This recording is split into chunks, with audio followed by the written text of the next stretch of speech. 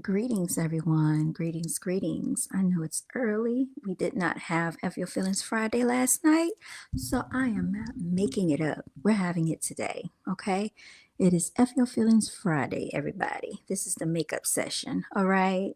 I have to stay dedicated and true to what I believe in, y'all. So I'm showing up not just for you, but showing up for myself. Let me go ahead and put this on Do Not Disturb, y'all, so I don't have any more beeping sounds coming through here. How are y'all doing? How are y'all doing? I'm not going to be on here for too long, y'all. Not going to be on here for too long because I really should have been out of the house by now. I have so much to do. It's not even funny whatsoever, okay? But I hope y'all have been having a great start to your weekend. Heute ist Samstag, y'all. Today's Saturday. Today is the weekend. Die Wochenende. Today's topic is a topic that a lot of people don't want to talk about, don't care about, because they just don't have a care for it. But that's not going to negate the fact that we're going to get into this message regardless, okay? Because somebody needs to address this and there needs to be more attention put on it. More people need to take this matter seriously, especially if they have children and they are in the school system. This doesn't even matter if they go to private school or not, but today's topic is definitely going to be touching on the illiteracy rate in America. All right. Like I said, I know a lot of people don't care about it because people just don't care about reading anymore. People don't care about writing, effective communication anymore. People have gotten very, comfortable with being lazy. And there, to me, is no excuse for the nonsense of it all. No excuse whatsoever for people to be lazy out here, not caring about their child's proficiency level when it comes to reading. As you all know, a lot of people have children that are in school that can't read. And it's like when you bring up the topic, nobody cares about it. And it's just baffling to me how this nation has gotten into this situation, y'all. It is quite egregious, to say the least, that we're in this situation. And my thing is, people keep saying that the children, how are you, Tanishiano? People keep saying that the children are the future. If the children are the future, then why doesn't anyone care about the children's literacy rate? Because they're suffering out here, y'all, whether people know it or not. These children, I'm going to play some videos for y'all, and so you can see what's going on. And as you all know, I personally work with children on a regular basis. And compared to when I used to go to school, compared to now, it's totally different, y'all. The children are very, very much so struggling with writing, reading, comprehension, and analytical skills. And it's even affecting their math because they can't do math problems because they can't read the math problems. They can't read the directions. All right. So that's an issue too because they'll just sit there and not say anything. All right, so I'm going to go ahead and talk about this. So, like I said, if your child is going to school right now, you really want to make sure you're engaging in what they're doing in class because I'm telling you, it's not fair. You said you're a teacher and my students read for the first 10 minutes of class every day. Reading is the answer and people don't realize it. Cami iPad, I want to first of all say thank you so much. I appreciate what you do as a teacher. It's not until I started actually working, in the school system that I realized so much of what teachers do. And I'm a major advocate of teachers. I know a lot of times people like to blame teachers. Sometimes parents can be defensive, and that's one reason why I did not get into teaching, is because I didn't want to deal with the politics that are involved. I didn't want to have to deal with the teachers. I'm sorry, not the teachers, the parents, because I know that parents can be challenging, especially if they're in denial and they want someone to blame. And if they're not holding their children accountable, this is definitely going to affect their work. And so it's a concerted effort across the board. Everyone has to be on board with helping the children. This is a community effort. When they say that it takes a village, it really takes a village, right? Because I do know that maybe some parents are saying that they don't have time, right, to go over their children's work. And I just feel like I understand that you feel like you don't have time, but you really have to make the time. It is so important that your child reads at least 20 to 30 minutes a day. That's not too much to ask for.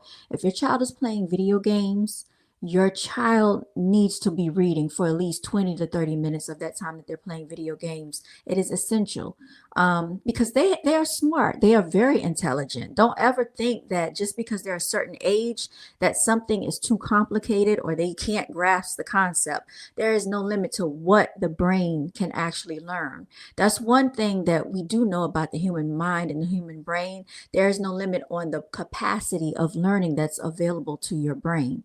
You can learn so many things in this lifetime. And learning, takes place for adults. We learn from children. I learn from children, and children learn from us. So it is very important that we stress how much, sorry, y'all, reading is important. I want to, there's some videos that I'm trying to pull up for y'all that I had come across where people in the school system are going to be sharing their experience of what they've encountered with these children, y'all. So let me just go back in my in my watch history, okay? And I'm gonna play some of these videos that I found, and I should have bookmarked them, but it's okay. I'm just gonna keep going back, and I'm pretty sure I will find these videos in just a second. Yeah, I'm coming across them right now. Here they go. And you can actually go on the internet and find these. These are all over the place about people talking about, you know, teachers that are getting frustrated. Teachers are actually quitting and giving up because it's almost like no one really cares. They're passing these children through to the next grade level with no accountability whatsoever. I even came across a video where one of the music teachers said that the children didn't know how to read the notes or recognize the letters A, B, C, D, E, F, G. And in music, those are the only letters that you deal with. A through G, 7 letters of the alphabet. And these were children, young adults in high school that didn't even know how to recognize the letters and also did not understand how to formulate the letters properly, like if they had to orchestrate a composition. That is very scary. So that goes back to the very primary fundamentals of education. Yeah, this is a real thing, and I'm hope I can play this video for y'all. If I can't, I'm gonna find it on my phone. I'm gonna have to share it that way because I don't think I'm on the right browser, unfortunately. Let me see what browser I'm on. Yeah, I pulled up the wrong browser. My apologies. So I'm going to have to play it on my phone and share it with you that way. But yeah, I definitely think these videos are essential to listen to and watch, because this has definitely been a thing across the board. Thank you for the subscription, everybody. And thank you for tuning in to the people that care about this topic. For one, I care about it a lot because when I was in school, I used to love to read when I was in elementary school. I don't know if y'all remember the Sweet Valley Twins. I was like in second grade, third, fourth grade, reading, loved writing, y'all. But now it seems like when you bring up yesterday, I was working with kindergarten.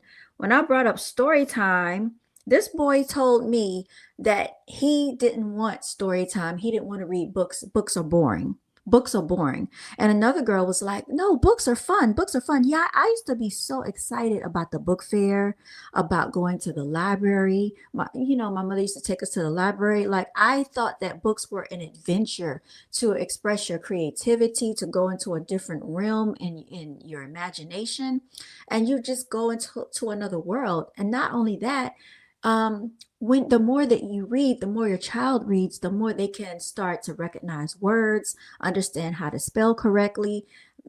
Just it helps them a lot. I don't think parents understand how important this is. I don't know what went on between the last uh 2 to 3 to 4 generations, but this is really a problem. So let me find these videos, y'all. Hold on one second.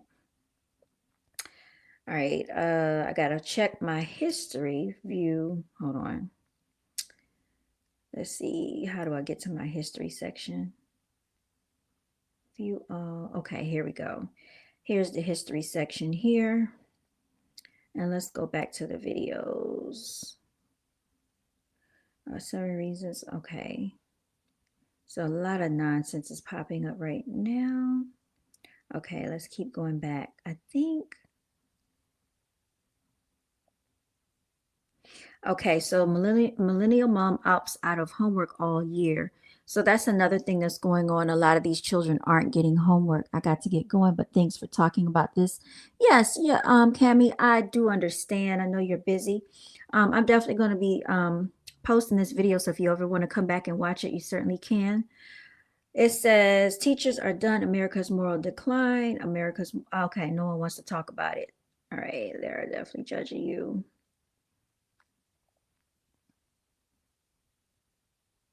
All right, I'm gonna play this video right here. America's decline. I'm gonna start here because it popped up on my feed. Oh, here it is. High schoolers can't read basic level. Here we go. All right, let me turn this up. As a music teacher, I didn't really think I had a whole lot to add to this conversation, but okay, here we go. Our students cannot read at grade level.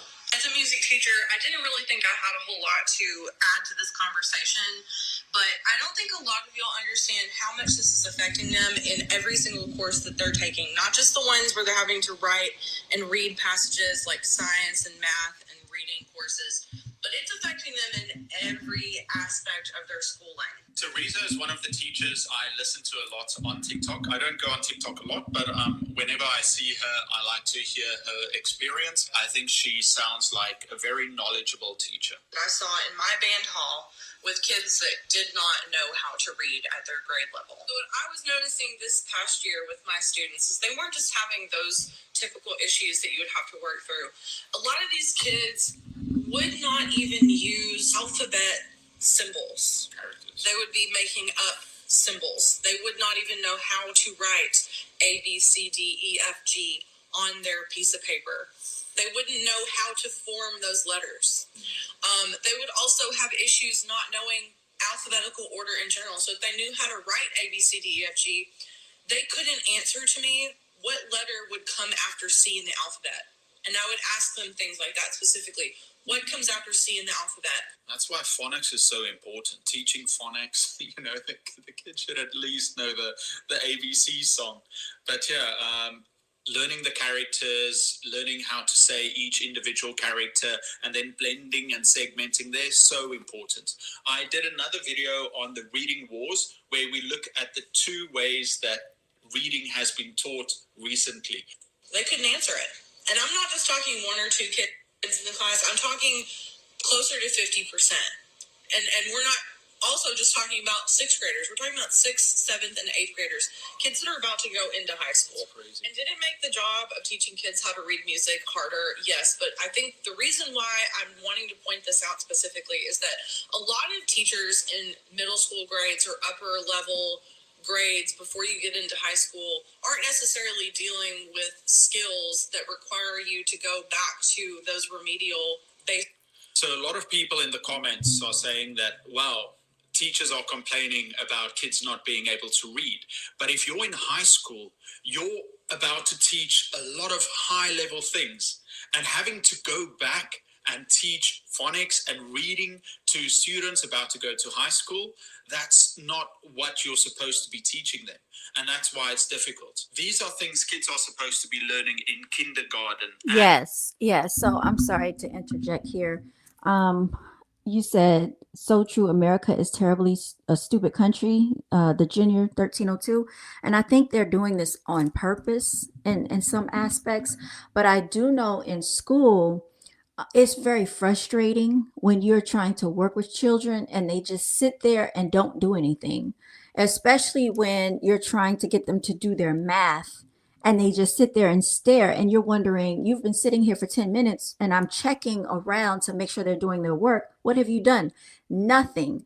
And so then I'll have to ask the class, raise your hand if you cannot read, or raise your hand if you can read this, or you understand what to do.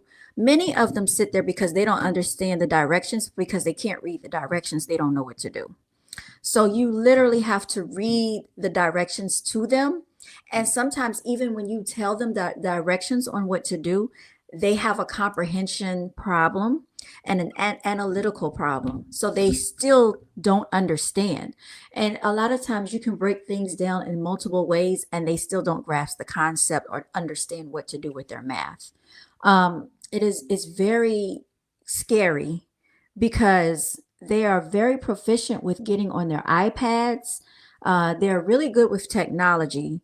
So I know that they have a capacity to learn, but it's like they're not grasping basic skills.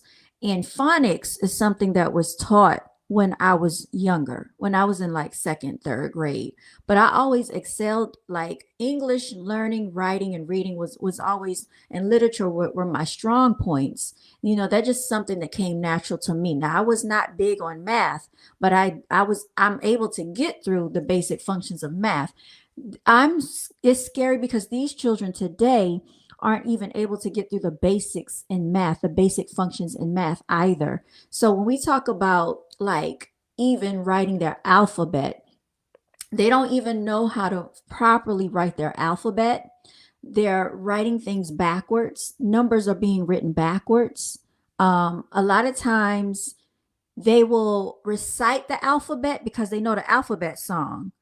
And then when you ask them, okay, what comes after B? What comes after C? They look at you like a deer in headlights. They're lost. They're confused. So then I have to go back and tell them, sing your alphabet song. A, B, C, and then I'll have to write it on the board and point to it as they sing the alphabet song because they did was just memorize a song. But if nobody is actually showing them as they're singing the song, they don't know what letter is which. And that's a scary thing. I got into it yesterday with the kindergartner, y'all, because I work with elementary age. I don't go up to middle school. I don't go up to high school. I refuse to deal with them because I don't need the attitude. But this kindergartner had so much attitude. He was talking to me like a grown adult. I was asking him to sit down because he was actually being a disruption to the rest of the class. And so a lot of times I will find that sometimes when children have these issues where they cannot read, cannot write, can't comprehend, a lot of times they will be a disruption to the rest of the class purposely, because they're not interested. But this was not the case with this boy. His teacher actually worked at this. I'm sorry, his mother actually worked at the school. She's a teacher, but he had a very big attitude problem. And I told him, I said, look, you got one more time to get smart with me. Because I asked him, what was he doing? And I think he said something to the effect of, what am I doing? What am I doing? Like he was talking to me like I'm questioning him like a grown adult. And I told him, you're not going to be speaking to me that way. So it's attitudes that are a challenge. If you try to get them to refocus and calm down, everything with him was a challenge. It was an attitude. It was, slamming stuff, stomping his feet, rolling his eyes, and all of this aggression for no reason. And then when I would not call on him and called on someone else, there was an attitude about that. He wanted to answer every question. He wanted to overtalk everybody in the class. If I called on another student, he's mad because they got the answer right. He actually got into it with me. Like he tried to have a battle with me because I asked them to spell the word the, right? And these are sight words that they have, just basic words that they have in kindergarten. The, a, at, sat. These are the type of words they're reading, like. So I said, spell the word the. And I tried to enunciate it the best that I could. The. I said, what two letters do you hear at the beginning? The. I kept saying it and repeating it, right? And I said, there's your word wall. Go look at your word wall because they have a word wall with all their sight words in alphabetical order.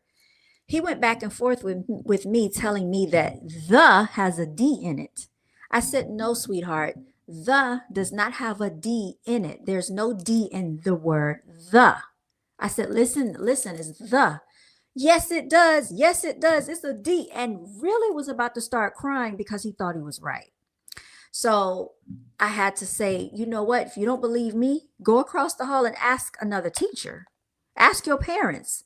The has no D in it. Then I told them to spell the word B, the most simplest word that you can spell. It's only a 2-letter word, B-E. And I said, sound it out, tap it out, because now they do this thing where they sound it out, tap it out, B-E, B, and blend, right? What word is B, is B-E, B-E? And I wrote it on the board. I said, B-E. What 2 letters do you hear? So I used it in a sentence, right? I said, I will, what did I say? I used the word like, I will be right back. I think I said something like that. I will be right back. He tries to tell me that the word B has the letter R in it. I said, there's no letter R in B. He said, right back, be right back. I said, no. I said, I was using it in a sentence. He got an attitude about that, y'all. So a lot of these issues with, the comprehension and the analytical, it starts with behavioral issues. It starts with behavior issues. I don't know what he's seeing at home. There was another little girl went in the bathroom, and the whole entire class heard her in the bathroom just going off, having a temper tantrum. So one of the boys asked her, "Are you okay?" So once she came out the bathroom, I asked her, I said, "What's going on? You okay?" "Yeah, it's just that my daddy's in jail and I can't see him enough." So she starts talking about that. But the girl is pretty bright, like she's pretty clever. So I said, "I'm so sorry you have to go through that." But I just tried to redirect the class. So y'all, there's a lot of stuff going on with these parents. And it's very unfortunate that it's affecting the children the way it is, as far as their behaviors, as far as their comprehension, as far as their literacy. But let's keep on to hear what some of these teachers are talking about. One second, y'all. Elementary school. Now they're about to go to high school, or they're in high school, and they're not even able to do the basics such as reading and writing. So how are you supposed to go back and teach some students how to read and write, and other students advanced skills? Differentiation is a thing, but that's a major gap. But in music class, we literally work with the alphabet every single day.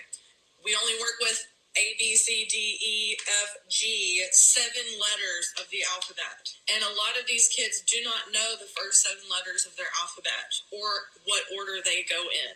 So I can only imagine how they are having issues reading and writing when they can't even identify the first 7 letters of the alphabet. It is a crisis. And before you say, well, maybe you're just not teaching the concept good enough for them to understand that they need to use the alphabet, I would see a correlation most of the time between the kids that were having those issues that I discussed and the ones that could not complete a writing assignment in music class, which I did have them write things out a lot. And oftentimes the same kids that could not identify their alphabet or write things in alphabetical order also could not write passages on their own that were legible and readable.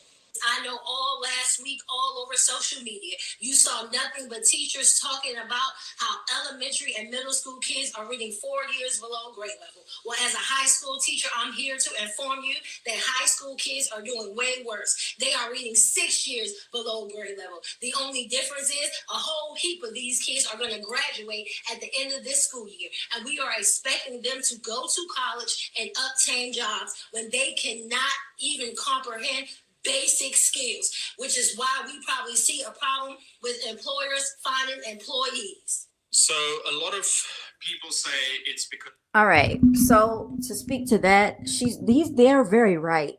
Yeah, I didn't know that this was going on. Like I said, until I actually started working, and I travel from school to school. So this is a nationwide problem.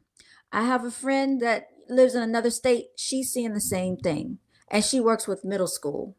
She said that last school year, all they did all school year was play the ABC song over and over and over for middle school age children, so they would know their ABCs. My question and my problem with this, because I've seen children that I've worked with that were in like kindergarten, going to first grade going to second going to third going to fourth, and fourth going to fifth. And so I'll come back into the school and see them, they've passed another grade. And sometimes I question, how did they reach the next grade level? They're pushing them through, y'all. They are pushing these children through, knowing that they cannot read, knowing they can't write.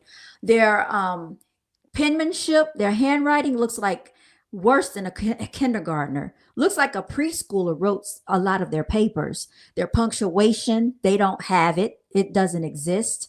I had to literally tell the fourth grade the other day to make sure they capitalize the word I whenever they're writing in a sentence. I said, this is always capitalized. There should be never be a lowercase I when you're referring to yourself. I is a proper noun. They don't know what a proper noun is. A noun is a person, place, or thing. You're naming a person, place, or thing. I had to keep trying to iterate this to them.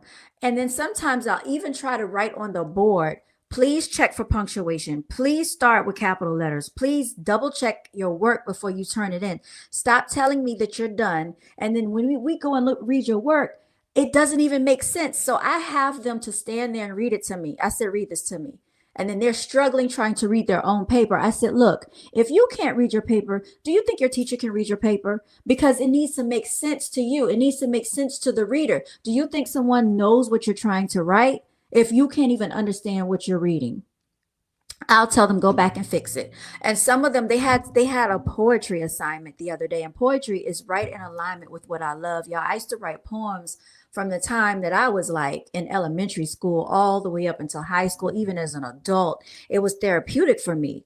So that comes second nature to me. And I was reading some of their poems, which a lot of them didn't even read like poems. They were writing many paragraphs, and they didn't know the layout of a poem. So I had to, one of the boys, I rewrote the poem using his own words, but I just restructured it for him, like the first 3 to 4 stanzas. And then he wanted me to do the whole thing for him. And I said, no, I said, I want you to follow this format. I said, read how you wrote it, and now read how I wrote it. And every time I wrote it out, it flowed better. But when they wrote it, they were stumbling over it, right?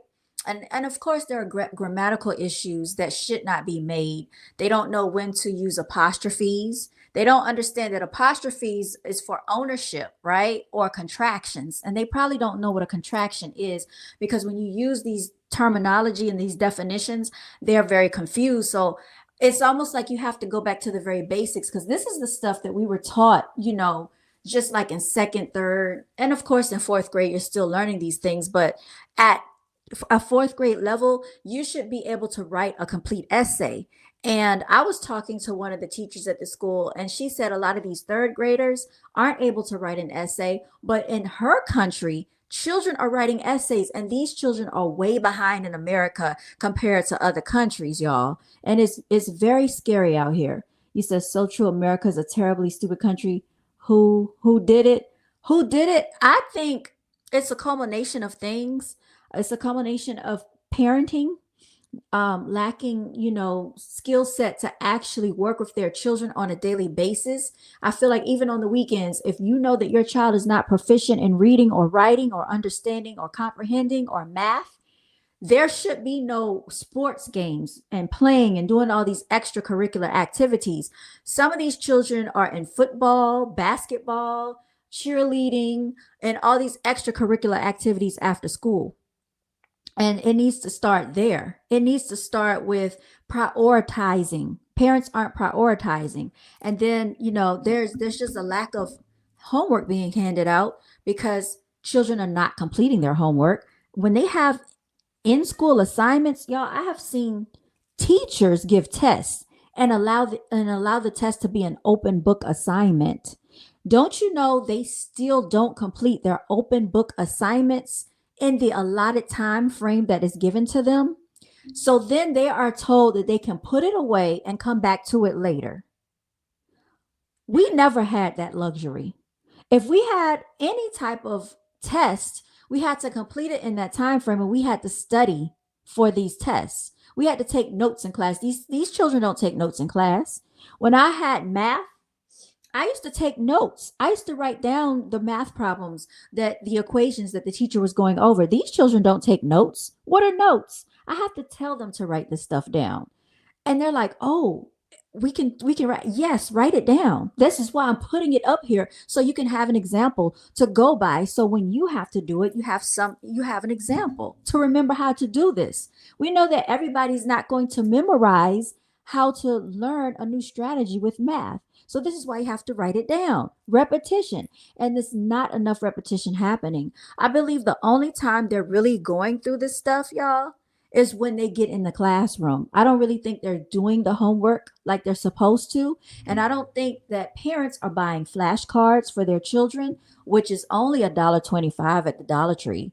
I don't think that the parents are going over their work assignments or homework. I think these children, a lot of them are left at their own devices. I think that is a big problem. I also feel that there's a big problem. Hold on, y'all. I got to put my cat away. Yeah. Come on, you're going in the cage. You're going in the cage.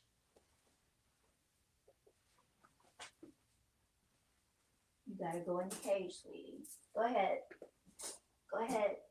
Thank you. All right. I think another part of the problem, y'all, is like it's just not a priority at home. If the parents make this a priority and let them know how important it is, important to their children, then their children will understand how important this is. Because I've also noticed when I show an interest in their work and I actually evaluate and go through their work, they actually push harder and they try harder. But I can see it's just simple things, little things that it takes to kind of push these children to make them want to do better. Positive reinforcement is definitely necessary, but you cannot just always be positive. Sometimes you have to be stern with the children. They can't always get their way. Everything cannot be a reward every single time. It should be expected, because when I was in school, it was expected for me to do these things. It was not, oh, you get rewarded for doing something you should have already been doing in the first place.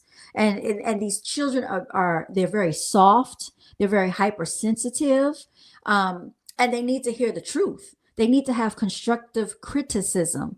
Everything cannot be, oh, good job, because if it's not a good job, I'm going to let them know that they can do better, and I'm going to push them. Children have to be pushed so they can expand their horizons and expand the parameters and the confinements of which they are, exercising. A lot of the children are doing mediocre work and turning it in, saying they're done, and they're not done because they haven't even reread over their work. They're not revising the work. They just feel like they're done because they finished it. And some of them are even skipping over questions and not answering questions in their entirety. The question says, give me, an example of, maybe the story might be like, tell me how you felt about this character's actions and tell me your reasons why.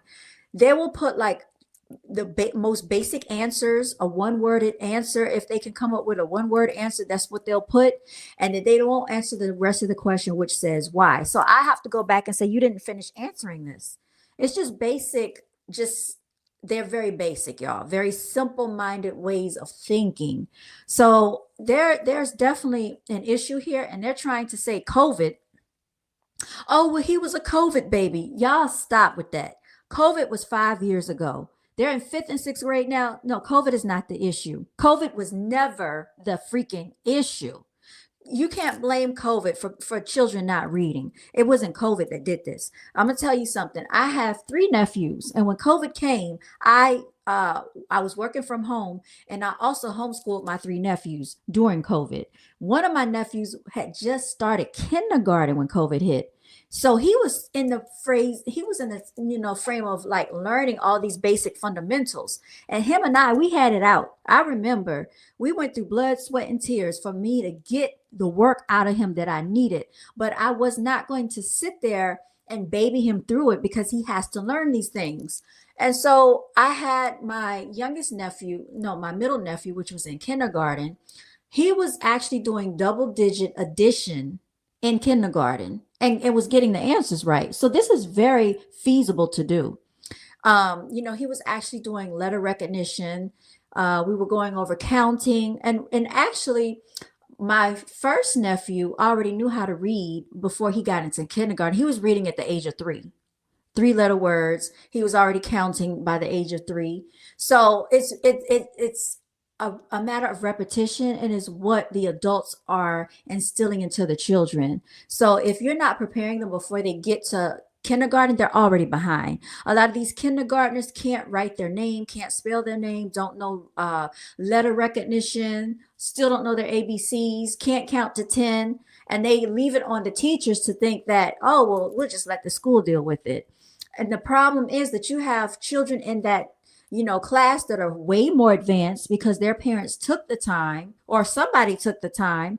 And then you have the ones that are less advanced. And so that's a challenge because now you have all these children on different levels and you're trying to teach. And it's not fair to the people that actually invested into their children that they have to actually be in a classroom. Well, now it's at a slower pace because that child is not going to get a lot out of that class. And then sometimes, especially with boys, when they are already bored because they already know the work, they will be a disruption and they'll have behavior issues, which will be an issue in the classroom. It starts, y'all, at the fundamental ages of preschool. If your child does go to preschool, which we did not, my sister and I, we just went straight into kindergarten, but it starts before they even get into school. It starts at home, is what I'm saying. So a lot of these parents don't want to take accountability. I don't consider these people parents. They're baby creators and baby makers. That's what they are, because your children are a reflection of you. A lot of people don't want to hear this truth. Your children are a reflection of you. All right. So if your children can't read and write, it's not the teacher's fault, because the teacher is doing what they're supposed to do. If your child is getting into the classroom and they want to sit there and play around and not be engaged, and every 10 minutes the teacher has to interrupt class because of a behavior issue, there's not a lot of teaching going on. You said all started with participation trophies. Mediocrity is celebrated even with involved parents. You can't win. Yeah, I don't think that everybody should be rewarded for mediocre behavior.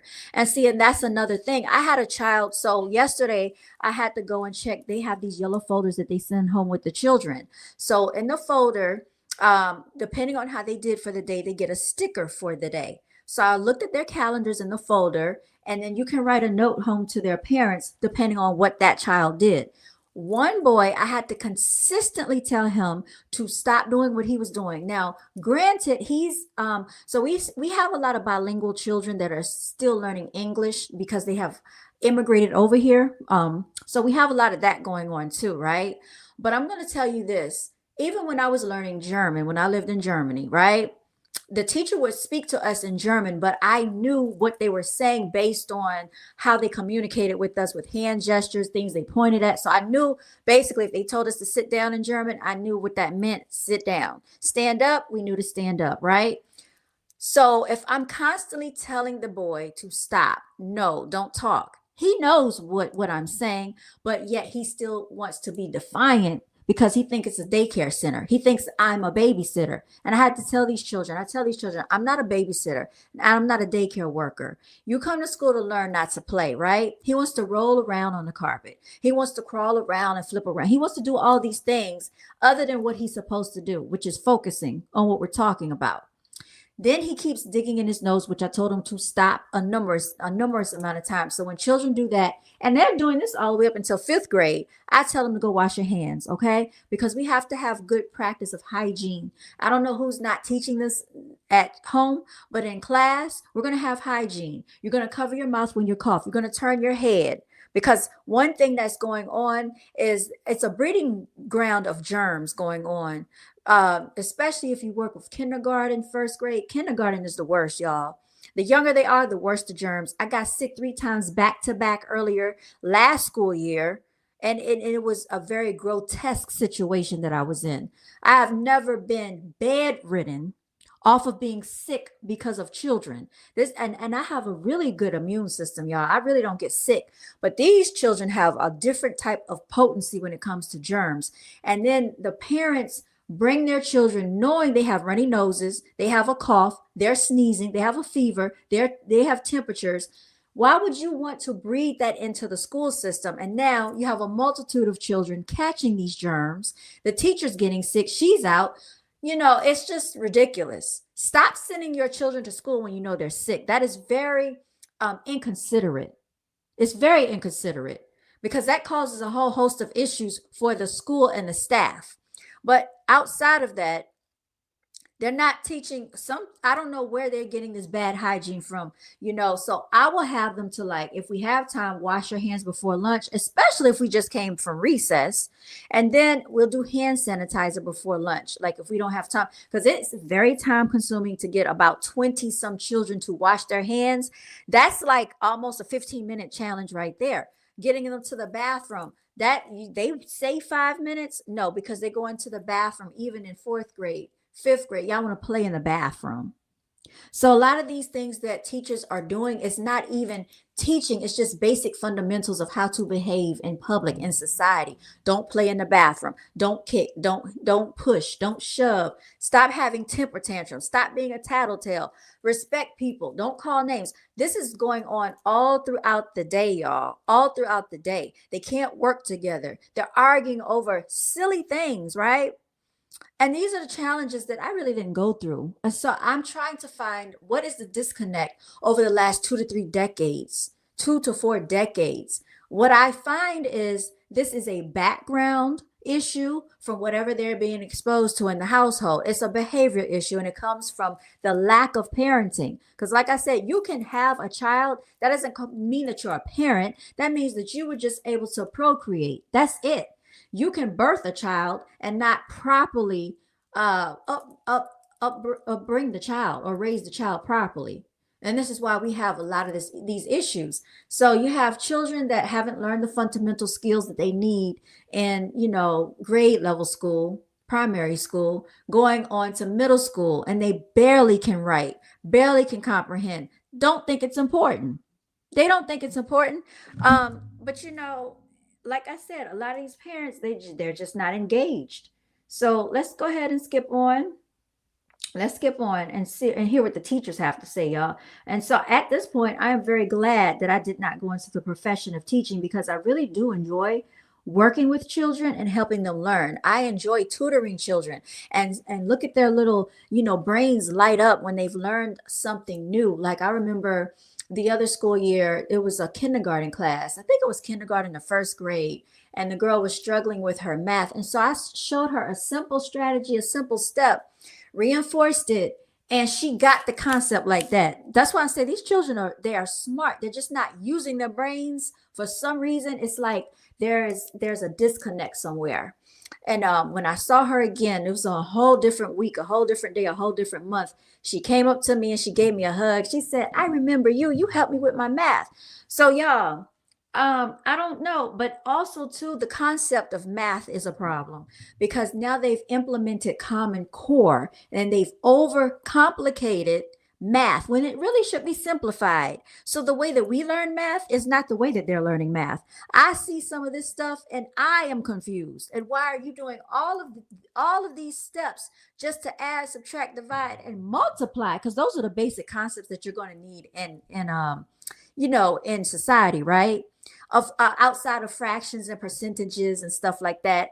You really in real life, right? Unless you go into a certain profession, I mean, you might use some geometry, you might do some measuring, but for the most part, those are the main things you need. And these children are not grasping those concepts, which is scary. They're in third grade, still struggling with double digits, with triple digits. Third grade can't multiply, going to fourth grade, going to division. They don't understand the concepts, y'all, because now they have implemented Common Core, which is confusing your children if you didn't know. So if you have another way to teach them, I would highly suggest teach them the old fashioned way, because I'm really, really thinking about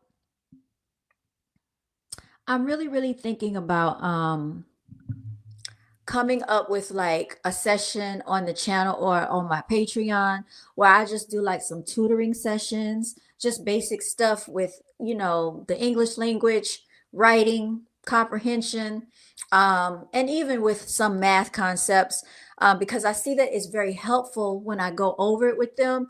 And when I tell them to write it down, do it like I'm showing you. Does this help? And I'll ask for their feedback. And if they tell me yes, and they want to do more, they ask, can we do another one? So if they're asking for more of it, then I know that, okay, they're starting to grasp it. And so I even get them engaged. So like we'll play games, I'll get them involved, I have them come to the board, I'll call on people to be the teacher for the day, and they really love that. So if I get them to teach, other children, because children also learn really well from other children. That's something that my nephews would do. So my youngest nephew, he's in second grade now, but his older nephew would, I'm sorry, his older brother would actually sit down and help do homework with him. And he's very highly intelligent. All three of my nephews are very highly intelligent for boys. Because, they like to say, oh, melanated boys can't read. Y'all, melanated boys can read. Actually, a lot of melanated boys can read. And you can tell which parents are spending time with their children in this aspect, right? So a lot of that's going on. But yeah, let me let y'all hear what the teachers are saying. On or above grade level. See, the issue is schools have dumbed it down for kids. They have made it so easy that kids believe that their only job is to show up and behave. And that should be enough to get a passing grade and to go on to the next grade level. We have a real issue here. And please do not talk to me about graduation rates, because Bugs Bunny could graduate in this era. Make it make sense. Yeah, so that's very true. As teachers, you've got these problem students in your class, and you're just like, man, I need to push them out. In many countries, you're supposed to keep the students in, no child left behind. So the students are basically being pushed through to the next grade. Remember when you were at school, you were so afraid of failing, because a few students would fail and they would be held back, and it's so embarrassing. Nobody wanted to feel that shame. Now students are just being pushed through so that they're the next grade's problem. And I think that has to stop. We have levels for a reason. And if we just continue to push students through, they're never going to learn. I think that's something very important that should be discussed. Spell philosophy. Ain't no way, bro. You 16, he's 17. Y'all juniors and seniors in high school, man. Spell it. Ain't no way. I'll be erase the board. We're going to forget about the other stuff. I'm going to give y'all another chance. Spell philosophy. Penmanship is so important too. What? Keep going. I'm curious. I'm curious to see. Come on. Spell philosophy. Yeah, lives matter. Yeah. Man. Damn face. Come on. Get out the way. Let me see what y'all spell. Come on. All right. That's about it. So that's. Oh, y'all ain't done. So, philosophy. That's all fine. That's all fine word. Philosophy. Oh my goodness. Huh? Spell cute. I'm gonna give you something simple. I ain't gonna say that. Cute. That's a fourth grade word, dog. Spell cute. Spell it. That's so close. How did they spell it, y'all? I can't see. That don't make no damn sense. That don't make no. I don't know what school you going to when you graduate. I don't know what it is. You're going back in grade. When you going back to the 9th, 7th, 5th, 6th, you going backwards. Spell two. There's 3 different ways you can spell two. Right? There's 3 different ways. Spell the first two. Every week's a spelling test. Spell two. Maybe once a week. Just go, bro. Ain't no way. Philosophy two. What? Cute. And y'all think y'all spelled this stuff right?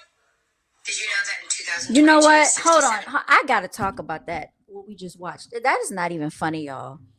Did he say they were 17? How old did he say they were? Well, anyway, they're too old not to know how to spell those words. And that's another thing that I'm finding. So I've seen the most egregious ways of spelling. Like, and I granted, I understand if like some of the children are not, their first language is not English, because there's a lot of that going on. So I give them grace. And there are some that are bilingual that are outspelling the English speakers too. So that's going on. And a reason for that, he spelled it Qute. Oh my, you know what? You know what? Oh my gosh. A moment of silence for the illiteracy rate in America, y'all. I can't. Hold on. I got to turn my camera off. Let's have a moment of silence for the freaking illiteracy rate right now. Moment of silence is over. I can't believe he spelled cute, Qute. I couldn't see it. So my thing is this. I have seen some of the most egregious ways of them spelling, right? And in my head, I'm like, the first question I'm asking them is, do you read at home? Because I can tell if you're reading or not, because you wouldn't be spelling these words like this. Sometimes, sometimes. I'm like, you need to be reading every day. Like, if you obviously, if you can't read in class, if you can't spell, you definitely need to be reading. And you definitely need to be paying attention and focus. You shouldn't even be playing. And I tell them this in class. I'm like, you of all people should be paying attention. Why are you even laughing and joking and causing a ruckus in class, right? And then some of like the ones that can't speak English because they're bilingual, that's totally different because they're learning another language. So I understand. But if you are a native English speaker and you're at the age of these boys, there's no excuse. And the sad part is at their age, is I don't want to say it's too late, but it's even they're way so far behind that now it's going to be it's going to be that much harder for them to catch up. They're not probably even going to really catch up, because how do you catch up at that age? They have missed the basic fundamentals of understanding how to put words together. Cute, C-U-T-E. He spelled it Q-U-T-E. Y'all, I can't. And see, that's the stuff that I have a very low tolerance level for. I get so frustrated because it's no excuse for that. When it's no excuse for that, I let them know it's no excuse for that. And I hold the children also accountable. I let them know, is there someone at your house that can read with you? And then, sometimes they'll tell me that such and such, or, well, then I tell them, you need to read with them or go home and read. The same way they get on their iPads, they have this thing called iReady reading and iReady math. I don't know if all of y'all have it in the entire nation, but here in this region, they have iReady reading, iReady math. So they get on it at certain times of the day to teach them math and teach them how to read and stuff like that. A lot of them are on their iPads so much that that's the only thing that keeps them calm. And that's a problem, because sometimes it's beyond just being on a device. You need that one-on-one interaction. When I went to school, we didn't have iPads. We didn't have computers. I mean, we had computers, but that wasn't our primary source of learning everything. We weren't typing our stuff on computers at that age.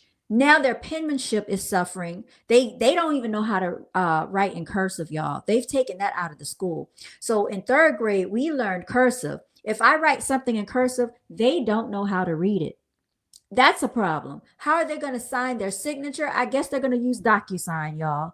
So America is dumbing these children down to the point where it's very scary, y'all. It's so scary. And it's like you want to be able to help them and reach them, but you have a limited amount of time in that time frame that you go over this curriculum, then you got to skip to the next thing. My thing is, they shouldn't even be worried about all this other stuff if we don't have the basic fundamentals down. Like, if they can't do the basics, you shouldn't even be trying to teach them anything else at this point. And I know they want to have a well-rounded curriculum, but all this extracurricular stuff is not even going to matter if they don't get the primary functions of what they're supposed to know, right? Because they can't expand and elaborate and go on to anything more if they're not grasping these simple concepts. So then when you put a worksheet in front of them, automatically they start sighing and groaning. Oh, we got to read all of this. It's maybe like one page,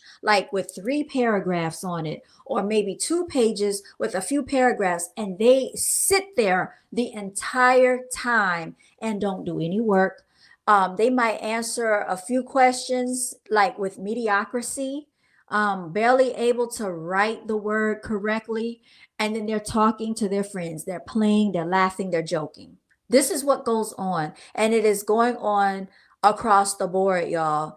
And from my understanding, if you listen to some of these teachers, they even said, even at the private school level, it's going on there, because what happens is that in private schools, they have a sense of entitlement. So the children feel like, I don't have to do anything because my parents have X, Y, and Z. She said one of the girls told the staff member, when the staff member tried to correct her, oh, you see that plaque right there? You don't say anything to me. My family owns this. And then the staff will sit there and reinforce the behavior because they're like, oh, well, their family donates to the library. This is why we have a library, because their family pretty much bought the library. So you mean to tell me this child gets to be mediocre and not do their due diligence in school and be disruptive and be very, I guess disrespectful because of the money that they have. And then I mean this goes on in society anyway, but I just know that private schools, some of them are no better, y'all. It is crazy. It's very crazy. Y'all don't believe me? You can definitely check out these videos. There's a lady on here, and she has a YouTube channel called Teacher Therapy. And I subscribe to her channel. I was watching how many teachers are quitting. I have been into schools, and they'll tell me, oh, our teacher left and she hasn't been back. So what they've done is they've gotten people to come in and work with the children, or what they'll do is they'll disperse her class, their classroom. So they might have like 20 some children, and now this other class that has 20 some children are going to get these remainder children. So now their class has gone up to like 30, 34 children, and they disperse all these children throughout all the classrooms because the teacher left and didn't show back up. This is really happening in real life. I have seen this in real life. And these children are running amok in the classroom. When I tell you the last thing they're worried about is learning, they think that school is for socializing only and having fun. There's no learning going on. And the few people that do care are quiet, laid back, doing their work. It's really a disturbance and a distraction. And it's so unfair to them because you are constantly yelling over top of them to get them to be quiet. And it's one teacher per classroom. So yesterday we had a special needs girl with nothing wrong with her. She was just as sweet as she could be. But I feel like when you're dealing with kindergarten and she's special needs, she has trouble maneuvering, getting up, walking, getting around. She had a special chair and stuff like that. There should at least be two adults at all times in these classroom settings. Teachers should be allowed to take breaks when they need to, go to the freaking bathroom when they need to, right? I asked one teacher, it was the end of the school day. I said, when do y'all eat lunch? She said, oh, I haven't had lunch today. I'm just now eating. The end of the school day, running on an empty stomach, and you're dealing with all these different energies, all that different energy. And then some teachers, you walk into their classroom, they're like, oh, just a moment. Do you mind? I just need to run to the restroom for a second. I'm like, go ahead, take your time. Because I know what they're going through. Teachers should not be put under that type of scrutiny. And then not just that, it's what they have to go through. Like they're dictated by the state, I believe, on what they can teach and how they can teach. This is how they got Common Core implemented into the school system. So it's not the teachers doing this. They have been dictated to that this is the curriculum you have to teach, and you have to teach it this way. That's why the children are confused with their math, y'all. You can blame them for that. So state legislation needs to get involved here. Parents need to get more involved. Go to these, parent teacher meetings. I'm hearing that a lot of the teachers are saying that parents or baby creators don't even show up to parent teacher meetings anymore. PTA meetings, they don't even get involved in that. Your child has, and then children, they're having separation anxiety. So because they're so used and so accustomed to being at home with their mothers, when they have to go to school, they're crying, y'all. I've witnessed this several times. The children are coming in the classroom crying. What's wrong with them? Oh, she misses her mother. Oh, he misses his mother. They shut down. That's going on. That's a thing too. So it's a lot of that. I don't agree with children being in kindergarten and not getting naps anymore. I don't agree with children being in kindergarten and not having nap time. When we were in kindergarten, even though I didn't need it, we had nap time. We had a certain time that we would lay down. We could take a nap. We could rest if we needed it. Children now are kindergarten. Y'all, some of them are getting out of school at almost 5 p.m. No joke. I worked at a school the other year. The end time was 4:45 p.m. No nap time. How do you expect them to fully engage and function throughout the day? You think they're going to concentrate in kindergarten? getting out of class at 5 p.m. That's craziness to me, y'all. Something needs to really change. And I don't agree that it takes 8 hours for these children to learn all of this stuff. Y'all, like I said, when I taught homeschool, we were doing this stuff in 4 hours. We touched on everything we need to touch on. We did English, we did writing, we did handwriting, we did social studies, we did math, we did science. In 4 hours, they were done. From 10 a.m. to 2 p.m., that was pretty much our schedule. 11, 12, 1, 2. They had their breakfast. I made sure they came downstairs. They ate their breakfast. I would call them into the room. My daddy got us a whiteboard.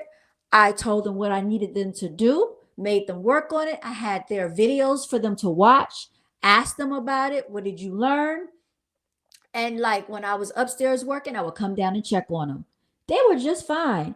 At the end of the entire session, when it was, time for it to end, at first they fought me on it. They didn't want to do anything. I said, y'all are not going to sit here and do nothing.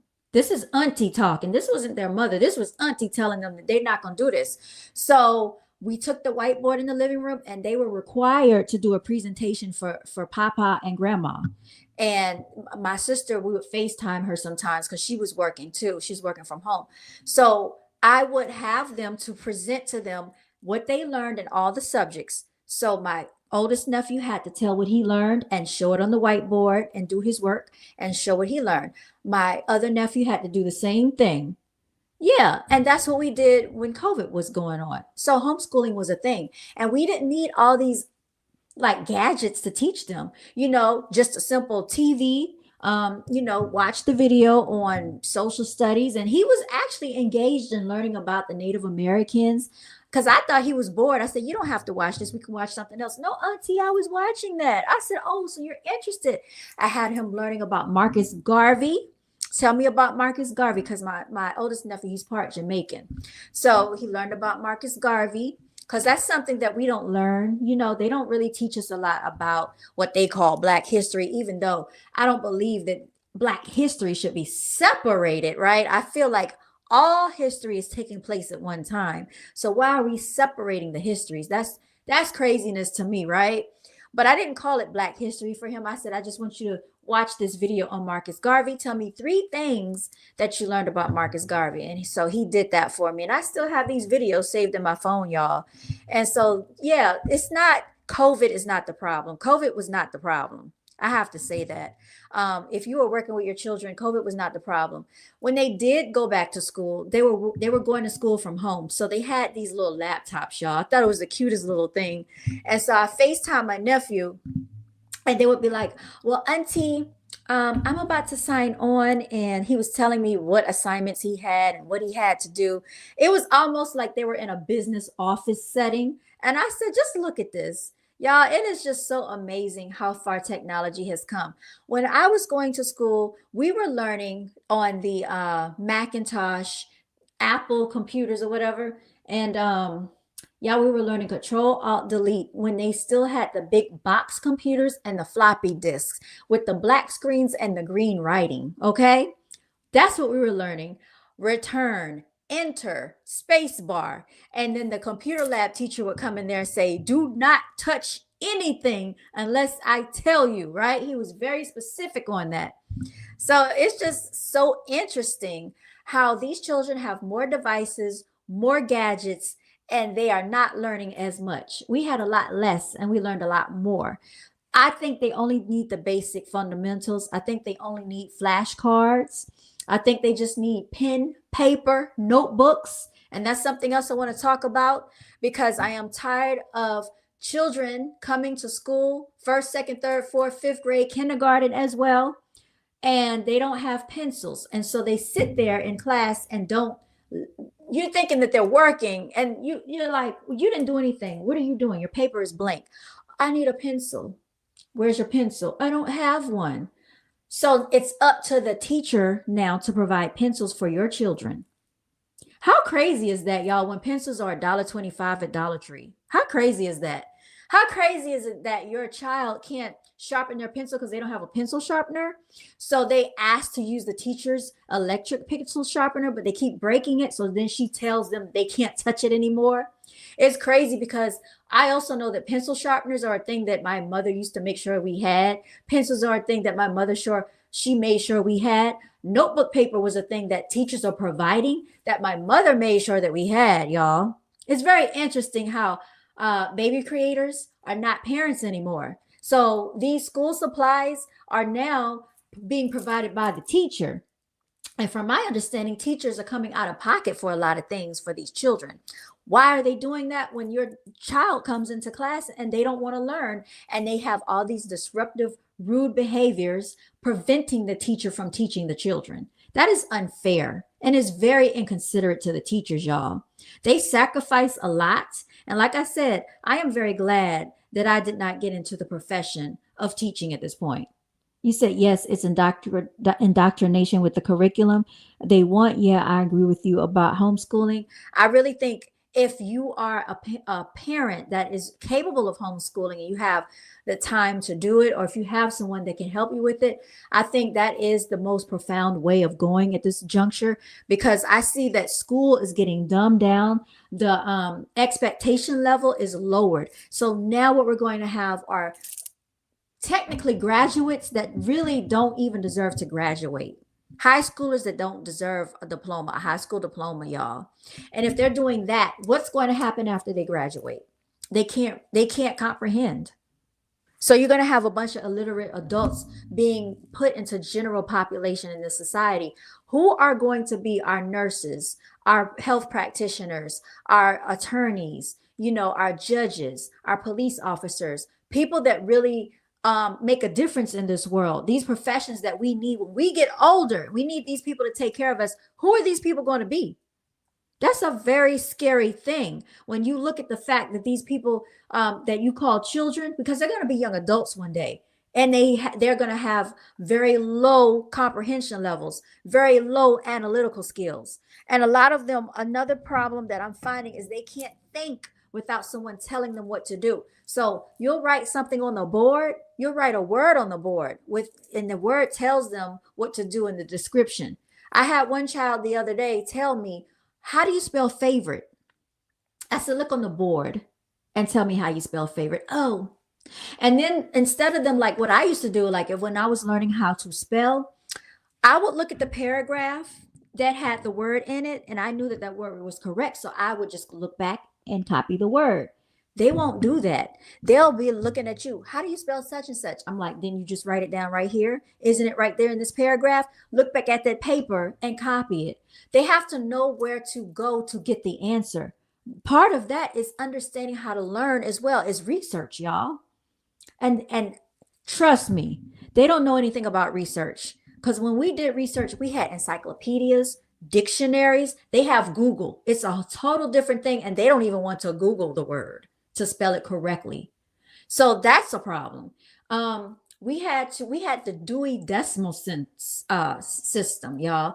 And I remember we had these little card catalogs in the library. You had to go to that Dewey Decimal system and try to research that way in the library, y'all. Go and find the book that you needed for your research paper. Write it by hand. And then your revised paper was one thing. You had to do the rough draft and your teacher would write all the things on it and you had to write it again by hand. And that was your final copy. Oh, these children they don't believe in that. What is a rough draft? If you tell them to make a correction, they're just going to do it in a very lazy, sloppy way because they don't want to rewrite anything. Oh, my hand hurts. Some of them think that they can go to sleep in class. Third graders, first graders, second graders, kindergartners, fourth graders, fifth graders think they can just take a nap because they're tired. I'm tired too. Do you know that I had to wake up at 5:30 a.m.? They want to start school at 7:30 a.m., which I think is craziness in my opinion. I don't think children should be going to school in the darkness. I don't think children should be having to get up before the sun comes up to go to these indoctrination camps, right? I disagree with that. I disagree with them being in school for 8 hours. You're preparing them to be on a job, being a laborer, being a worker. Remember John, what's his name? D. Rockefeller said, I don't want a nation full of thinkers. I want a nation full of laborers. So this is why you have this corporate plantation system that they're indoctrinating your children to get into. They don't want them to be able to think. They don't want them to understand how to start businesses. And trust me and believe me, a lot of these children aren't going to be able to start businesses because they're not going to grasp the concept of how to even start a business at this juncture. You said now they have AI and Chat GPT to research for them. They sure do. You said, yeah, school was overrated. CJ, I do believe that school was overrated. I honestly wish they could give me back my freaking time because it did not take us 13 years to learn this nonsense. It did not. And when I really think about how school prepared us, school didn't prepare us for real life. I can't think of any tool I use in the everyday world besides basic math. You do use reading and writing because you're typing in the comment section. So we need reading, we need writing. You do use that, but a lot of the stuff we didn't need, y'all. I'm just saying, like algebraic expressions. I had to reteach myself that when I was tutoring, y'all.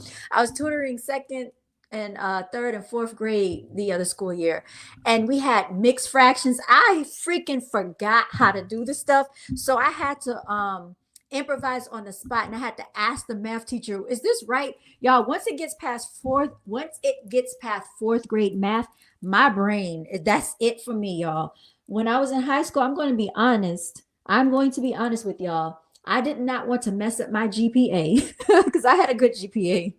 I didn't want to mess up my GPA, so I decided to forego taking calculus, pre-calculus, and physics. My brain, I always say, doesn't work that way. When you start talking about statistics and all that, no, thank you. I'm more of a language arts person. That's what I excelled in. So that's what my major was in.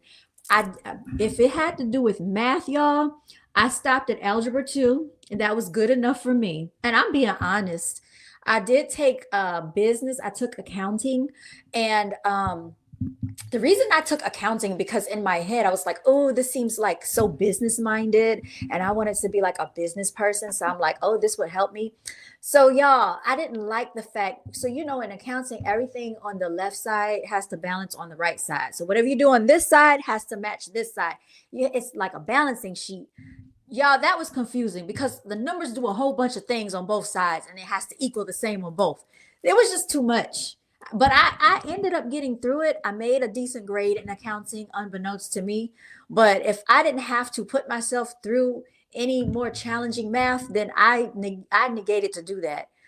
Because math was not my strong suit, but I do know how to figure things out. And my point is, if these children are not getting just the basic concepts, they are not going to understand how to do that for themselves, right? They're not going to understand how to figure things out because, problem solving is using your critical thinking skills and your analytical skills.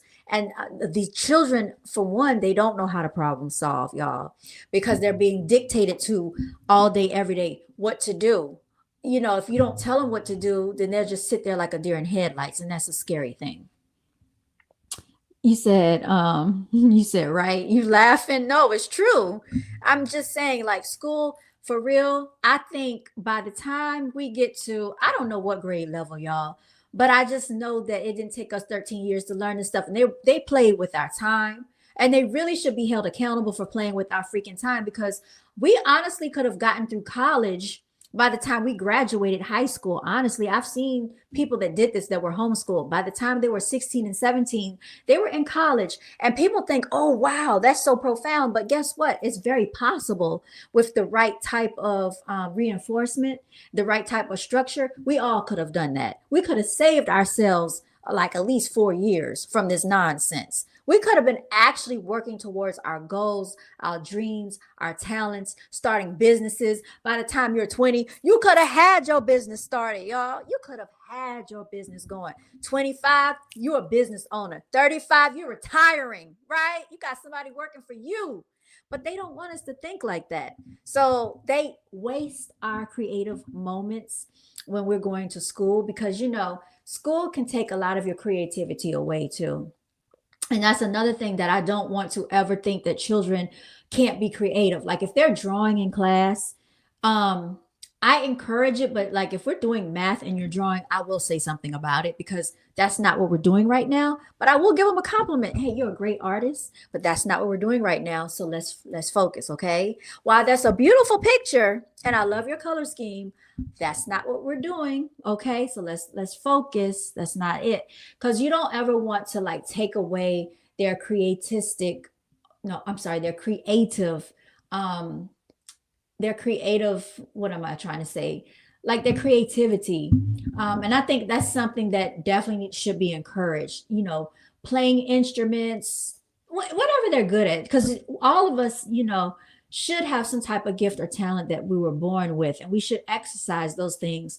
For me, I always liked writing. That was a strong suit of mine, and I need to get back into it. What I find too is that writing helps you be able to speak more clearly and more concisely. I've seen children that have tried to stretch out their words, and so they use unnecessary words. And the teacher knows when you're doing this, by the way, because they have like a word limit. So it's like you're coming up with unnecessary words to say stuff. You don't need to do that, right? So it's just interesting what's going on here in the school system, y'all. Remember, we used to invent everything before the educational system? Yes. Creatistic, I like that. No, creativity, y'all. One thing I don't believe is making up words. I don't believe in making up words. Now, I know a lot of rappers make up words, okay? But I don't believe in making up, I don't believe in making up words. And I do correct children, even though we all use slang. They call it code switching. Melanated people, we all know about the code switching because we do it all the time. So when we're on a professional level, we speak such way, and we were talking amongst ourselves, we speak another way. We code switch a lot, but that's just something that we do. I guess it's called a lazy tongue. That's something that I started doing more. Like I had more of a lazy tongue when I came back to the United States versus when I lived overseas. But you speak according to the people that you are around, that you hear talk. So even if you're not trying, it kind of it subconsciously happens. So I try to be very cognizant of how I speak, especially when I'm talking to the children. And like when they're misspeaking, like if they tell me I don't got, I will correct them. Like, especially because you're in a school setting, and especially if you're in an ELA, an English language arts class, don't say I don't got, it's I don't have. Or they might say her did this to me. It's not her did this, it's she did that to me. Um, and then people like to substitute the word they for their. Like they say they didn't take out their tablets. No, it's they didn't take out their tablets. That's a whole an entire separate word. And I think I am going to come on the channel for those of you who have children or they need help in English or anything like that. I'm going to start doing English lessons because there and there. There are three different ways to spell it, and a lot of the children don't understand how to do that. And I think that's important because you fill out a job application, which now people don't do job applications. It's more like resumes. We have to write our own resumes. But I remember one of my, she used to be a friend of mine. She was in high school and she was trying to get a job back in the day at Taco Bell, y'all, in high school. And she didn't know how to spell the word neighbor because she wanted to put down a professional reference. So she spelled neighbor, Nabor. And I read it and I was actually shocked that she didn't know how to spell Neighbor, but she didn't know any better, y'all. So, how you read, how you write, it is a reflection of you, and people do judge you on your intelligence level depending on how you communicate, whether that's writing or even communicating verbally. People do judge you on that, and so you don't want to be in a job interview and make these mistakes or making these grammatical errors because I'm pretty sure they're going to pass up your resume. That's probably going to happen if you don't know how to do these things. And so that's why it's important for children to understand this information, right? Y'all are laughing.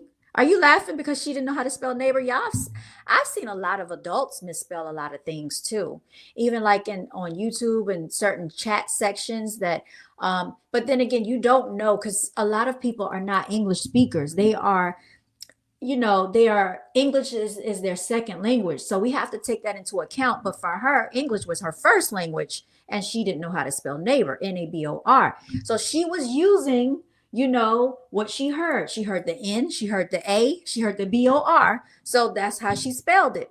So this tells me that there is a lack of reading going on, because if she was reading, she would have known that, that's not how you spell that word. So this is why I say that reading is very fundamental, especially in the formulative years when they are first being introduced to language and reading and writing. I mean, like, if you don't get them by the time they're in third grade, like by third grade, it's almost over with. And I hate to say that, but by the time they reach third grade, if they are not an avid reader, it's almost too late for them, because now they're playing catch up.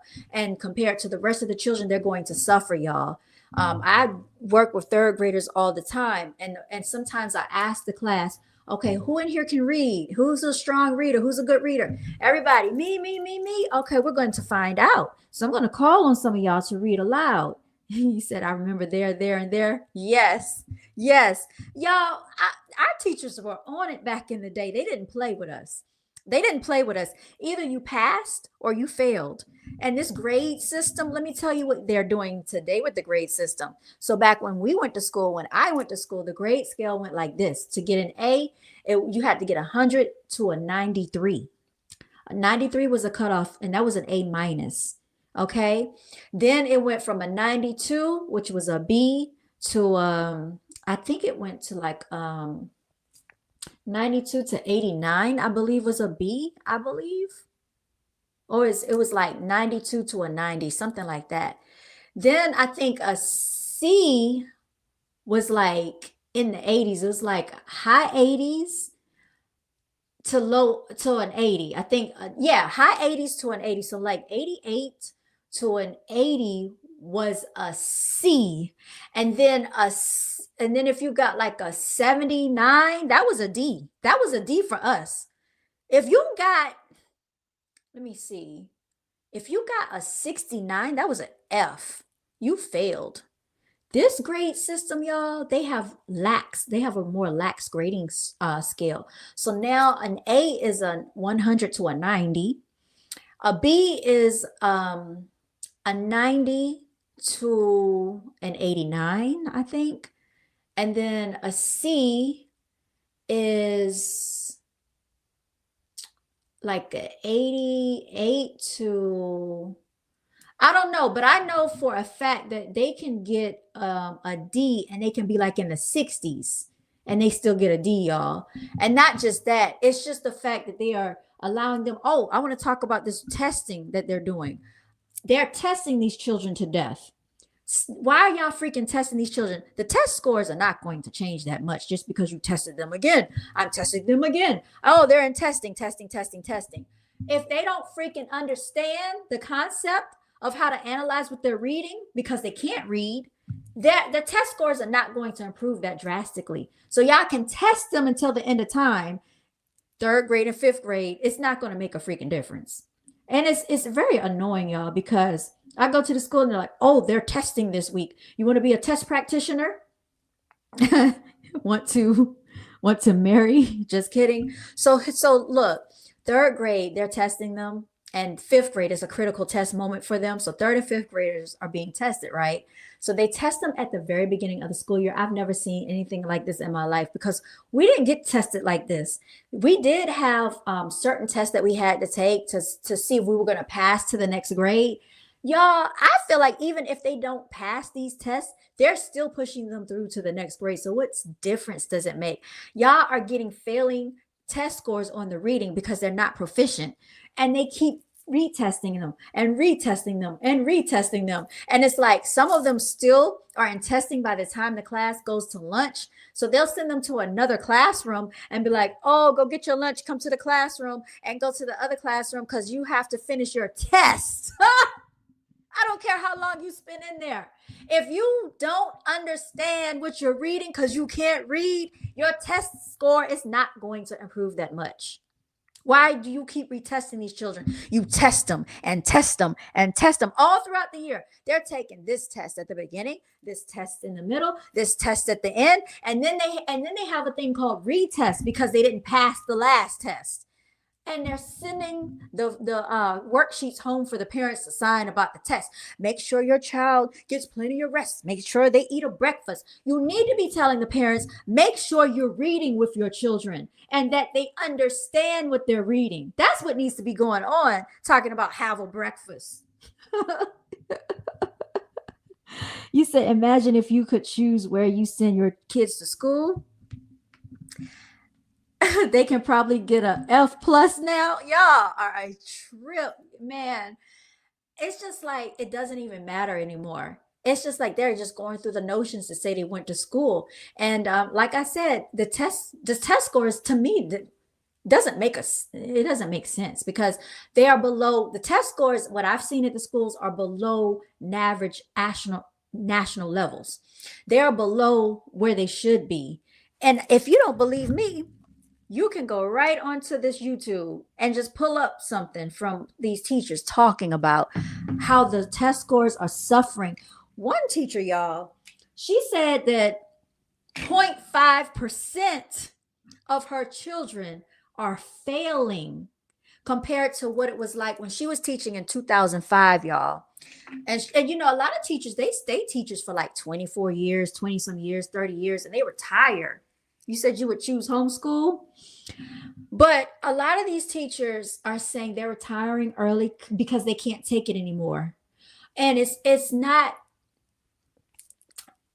because they don't care. It's because they are met with such adversity from the parents, not either participating, not caring, the behavioral issues, and then it's like whatever the politics are for the school, whatever you have to teach. And even though they know these children they are not grasping the concept, they still push them to the next grade anyway. So you're pouring all this work, all this energy into the children for them to just get passed to the next grade anyway, whether they knew it or not. When I first started working with the children, and I was really blown away because I was asking one of the teachers, I'm saying, oh, this child, they don't know X, Y, and Z. Well, how did they make it to this grade level? She looked at me and shook her head. She said, that's what they do. That's what they do now. I was like, are you serious? It doesn't matter if they know it or not. They just push them to the next level. I said, really? So even if they didn't earn it, the children that actually worked to get to the next grade level, that knew their work, it's like it's not fair, y'all. It's not right. That's so unfair. That's like people that like went to college and actually did their work, and the people that use Chat GPT and AI. Like you actually thought about what you were saying and what you were writing, but the person over here had Chat GPT and AI to write their paper, but y'all still got the same degree. So what difference does it make anymore, y'all? It's just all craziness, y'all.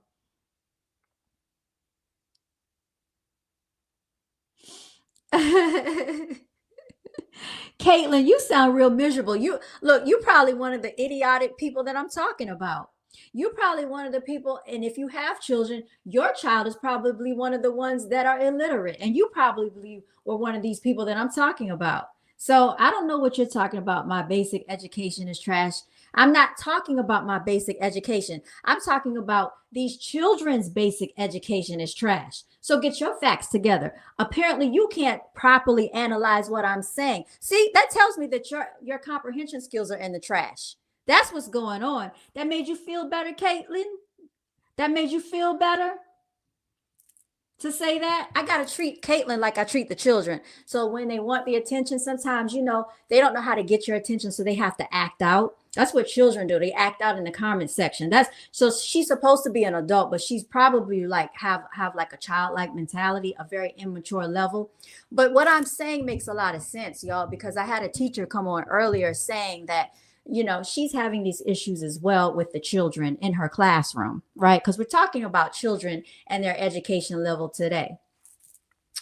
So you try again, Caitlin. You try again. Try to get some comprehension skills going, because that's certainly not what I'm talking about over here. Y'all, people try it all the time. She probably was one of those ones that didn't comprehend well in school and she's mad, right? Probably irritated about it. Guess again. Try again, Caitlin. So sorry to tell you that you did not pass. You probably need to go back to kindergarten.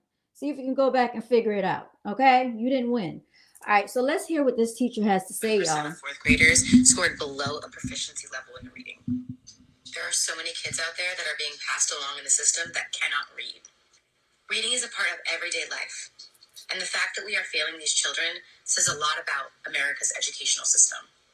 We are worried about the wrong things right now. We are focused on the wrong things right now. At this point, this is not solely a teacher problem. Parents need to take accountability. They need to help their kids. We are doing what we can with the time that we are given. So many people underestimate all of the things that teachers have to do.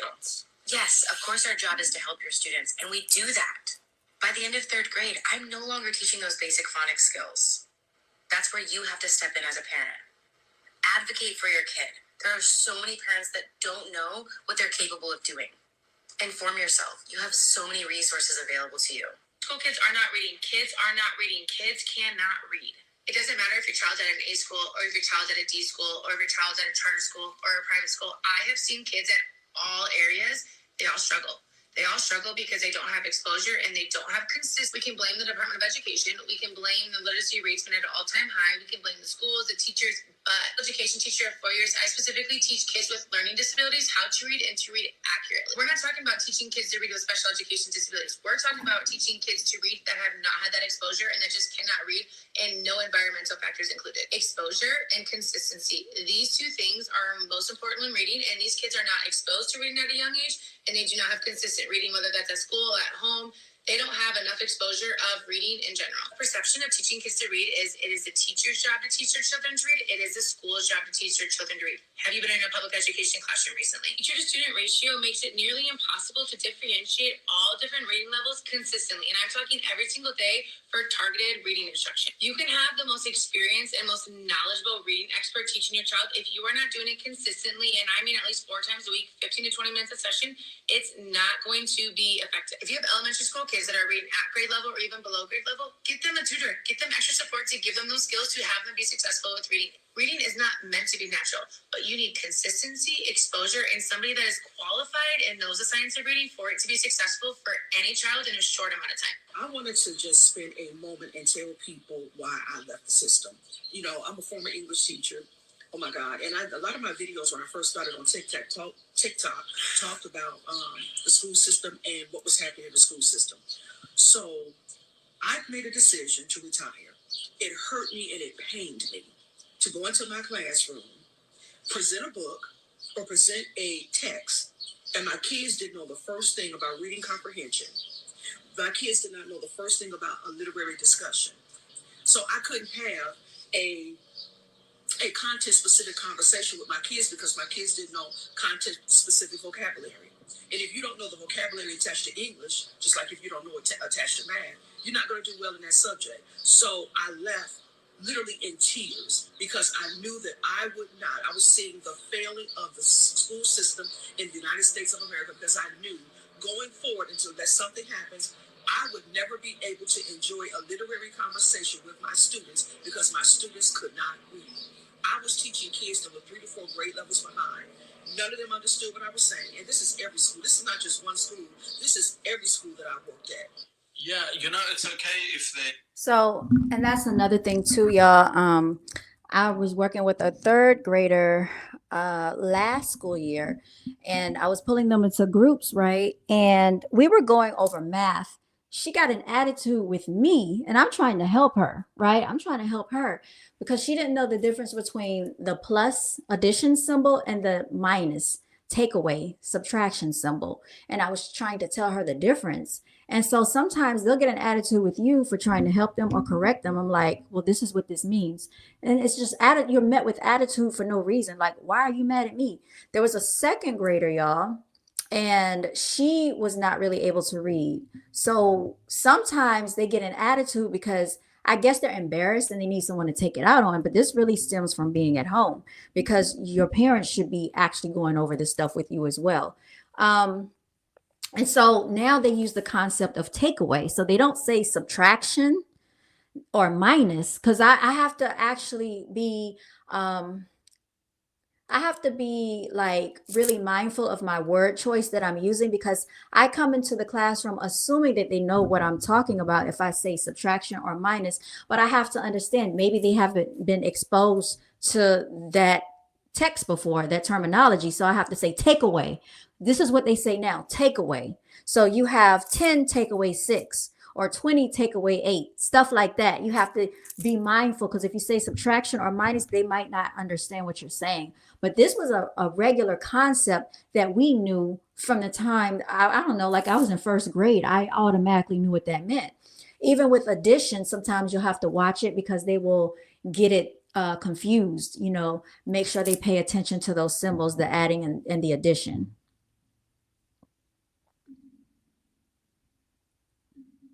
Yeah, so that's another thing. Um, it's just simple stuff. But like if you ask basic questions sometimes with the children, you can kind of pinpoint where they're struggling, and just they don't like to show their work either when it comes to math. So in order for the teacher to understand where they're going wrong and why they're getting the wrong answer, a lot of times you need to see their work to see how they are coming up with their concept of getting this answer. And they don't like to do that. So when we go over problems on the board, I'm thinking that I'm telling them to copy it down. What they're doing is copying down the answer. So when I look at their paper, I'm like, all you did was write the answers. And then even the answers that we're going over in class, you're still getting them wrong. And I gave you the answer. Like, this is how bad it has gotten. There's no way that you should be copying from the board and still getting it wrong. And then I also see them copying each other's papers a lot, which I will let them know that this is unacceptable, because this person, just because you think they're smarter than you, could be wrong. They could be incorrect. Don't listen to other people. And I tell them, this is why God gave you a brain, because you have a brain to use it. So you think you're not smart enough to figure this out on your own? Then why are you copying off their paper? Because what's going to happen if they're not around one day? What's going to happen if you have a test one day? You think you're going to copy your way all the way through school? You have to, yeah, it starts in the home. And that's why anybody that's coming on here getting offended, making any type of disrespectful comment in the comment section like Caitlin did, she's probably one of those ones that have children that are going through this, and now she wants to be a hit dog hollering right in the comment section. I don't care, because I really feel like it's no excuse for this to be going on in school, y'all. Basic stuff, y'all, that you can do at home to make sure your child is ready for school. Like I said, simple school supplies that only cost $1.25 from the dollar store. When I was a tutor, I went to the dollar store and bought things just to have for my tutoring sessions. Not that I had to do it, but because I thought it would make a better learning experience for the children. And they were very much engaged. They loved being in my tutoring group. And yeah, you just have to really care about your children's education. I feel like if your child is illiterate and you're going out here buying an expensive car, if you're going out here buying Jordans, if you're buying laptops for your children, if you're buying iPhones for your children, you're buying all these gadgets and Xbox, and you're buying PlayStations, and your child is illiterate, your priorities are backwards, and you're the reason why your child is failing in school, because the child is not going to be the one to say, oh, I need to do this. This is important. The parent has to have some culpability in this matter, right? So it goes back to the home. It really does. Thank you for saying that. And a lot of parents don't want to take accountability for it. The baby makers, that's what they are. Probably expect the teachers to be the parent. They do. You know how many children come into the classroom expecting you're not, a teacher is not just a teacher. A teacher is a parent, a nurse, a counselor, a social worker, a coach. You're many different things. And the children expect. I had a boy the other day, and he was missing his mother. He was a Hispanic speaker, but he was really smart, right? Because he could do his math. So that's another thing. Even though they might not do well because they're still learning English, so it's nothing against them. But what I am saying, they understand the concept of math because all the symbols are universal when it comes to math. So a lot of them excel very well in math. but he was having separation anxiety. He was ready to go home. So he wanted to sit in my lap. And I was like, "Oh, you ready to go home?" And he knew what I was saying. I said, "You want your mama?" Because he kept saying, "Mommy, mommy." I said, "Well, you're about to go home. It's the end of the day." So he wanted to sit in my lap. But I was like, you know, that comes from that separation anxiety. That's what that comes from. Yeah, a teacher's not a parent. I didn't let him sit in my lap, by the way. Yeah, I didn't let him do that. The girl yesterday was like, "Can you pick me up?" Now, for some time, I did have to kind of pick her up to help her get in her chair because she was special needs. But I told her when we were on the playground, I said, "No, I'm not picking you up." I said, "You're heavy," because I don't want them to feel that it's appropriate, for strangers to be touching them and doing this. Now, some children unexpectedly will come up to me and just hug me for no reason because that's just how they are, and then they'll ask me, "Can I get a hug?" And I'll be like, "Okay, you can get a hug or whatever."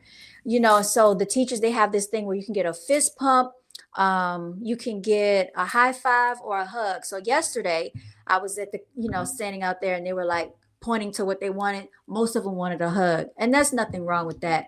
But yeah, I don't let children sit in my lap. I don't do that. But he was wanting his mother, is what I'm saying. So sometimes they see a female as like more of a maternal person because they have more of a nurturing spirit. And another thing that I want to touch on before I leave is that I would love to see more men in the schools. Especially, I would like to see melanated males in the school system. I love when I see that. I think it's so important to have melanated males in schools, y'all. The other day, there was a melanated male, and he was teaching fifth grade, and I saw how the children were responding to him. They were trying to get me to deal with fifth grade, but I told the principal, I said, I prefer to be the English learner teacher.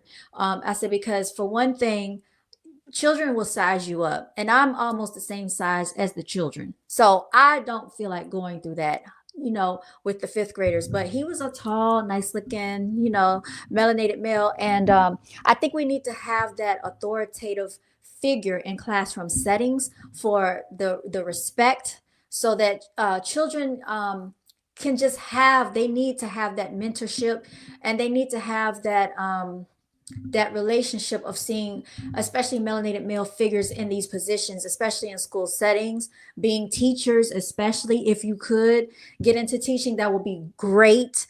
I know that they are in dire need of staffing at schools. They're in great need of teachers, good teachers. But any way that you could help out melanated men, don't think that it's, you're going to be looked down upon, because they're in need of you. And also, they do background checks, of course. You can't work with children until they pull your background. You get fingerprinted. You go through all these measures and stuff. So, but my thing is, if you have an interest in working with youth, even if it's middle school, high school, elementary, there's a need. There's definitely a need for you out there. You said a teacher can be like a parent, though they are. I mean, I have children that tell me a lot that I don't even ask for. A lot. They tell you a lot of stuff. They open up to you if they feel comfortable. You'll know when they feel comfortable because they'll come up to you. I could show you a note that one of the girls, hold on. I got to go get this note real quick. I'm going to show you what one of the girls wrote me. Don't go anywhere, y'all. I'll be right back. Okay. I'm going to show you this note real quick.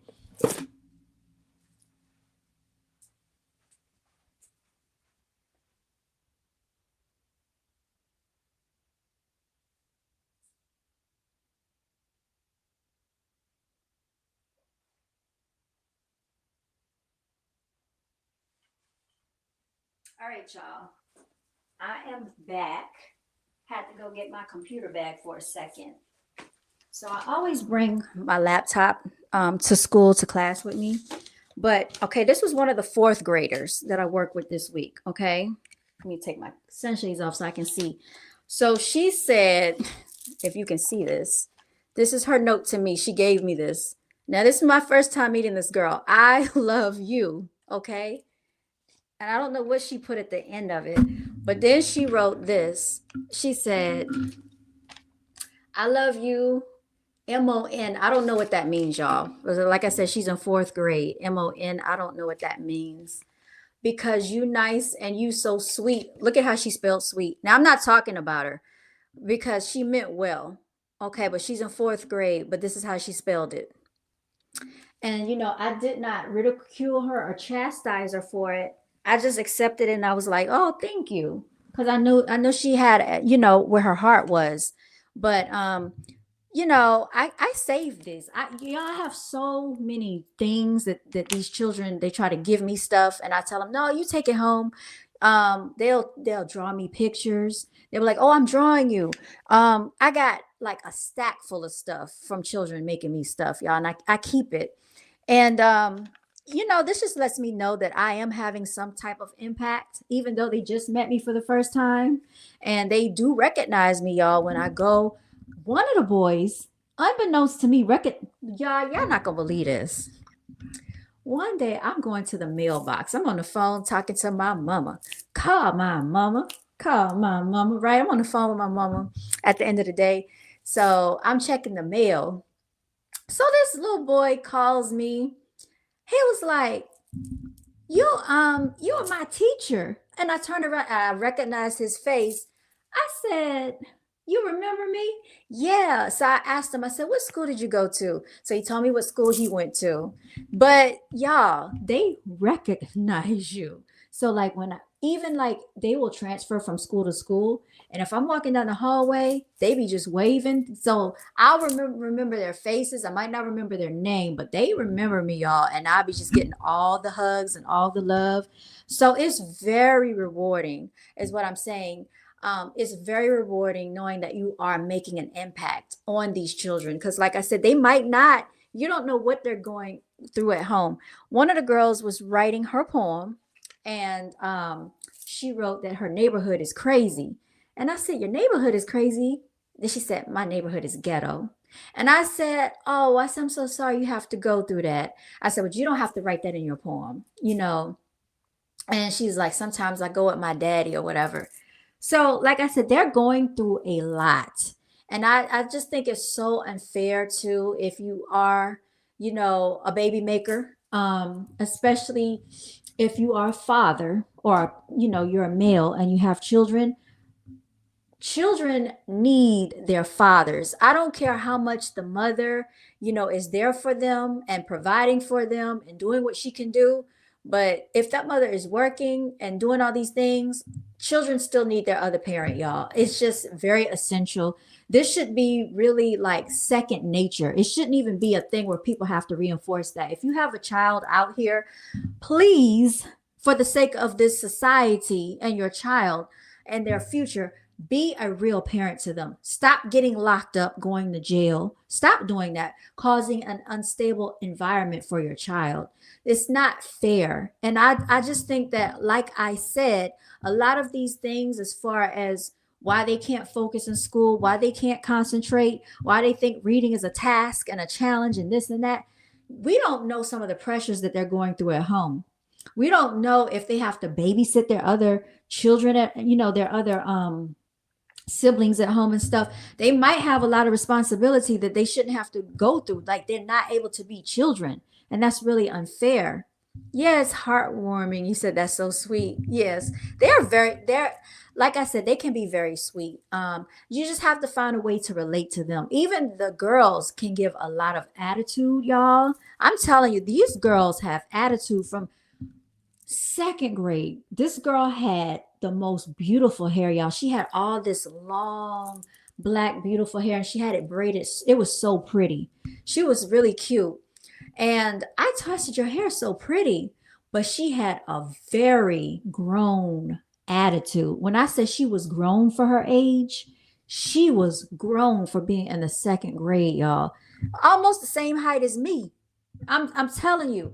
So these girls need a lot of attention, especially from their father, because I'm telling you, they're developing very fast. Okay, when you look at them, they are very developed very early. And you just want to make sure a father is around somewhere in the parameter to protect these girls, because there's a lot of crazy people in this world, y'all. and you just don't want them to be taken advantage of, because a girl can look older than what she is, and she can have a very grown attitude. She can lie by her age. That doesn't mean that she's grown, because she's still a child. These are still children. So just because, and that's another thing, I definitely disagree with men or males taking advantage of children and young girls just because they look a certain way, because they still have a childlike mentality, y'all. They are still childlike in the head. So they should know better. They should know better. You know what I'm saying? What's good, Jamil A. Lewis? Do you have children? Do y'all have children in the chat section? I'm just curious to know. If you have children in this day and age, it's a scary thing because they're so exposed to a lot. Social media is a thing. I know my sister said she monitors the phones for my nephews, and my oldest nephew now, he is, I think, in 8th grade. Yeah, he's taller than me now, y'all. Both of my nephews, two of them are taller than me. One is 11, the other one is, I think, 13. And it's just so crazy seeing children grow up, because I was there for all of them when they were born. I held them when they came out of the hospital, y'all, when they were in the hospital. And it's just so crazy because I told you how I taught them through COVID. And I just can't believe that they are just getting so big and they're just hovering over me.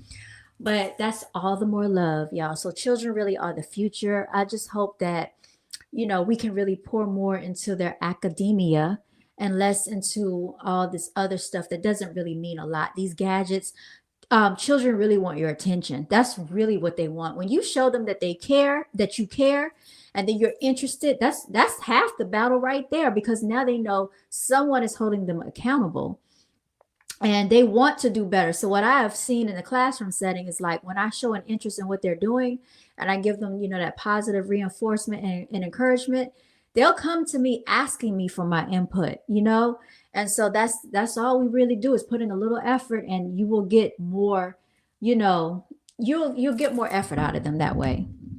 You don't have any children yet? Well, CJ, look, this is what I'm gonna tell y'all. Be very careful, and it's okay if you don't have children.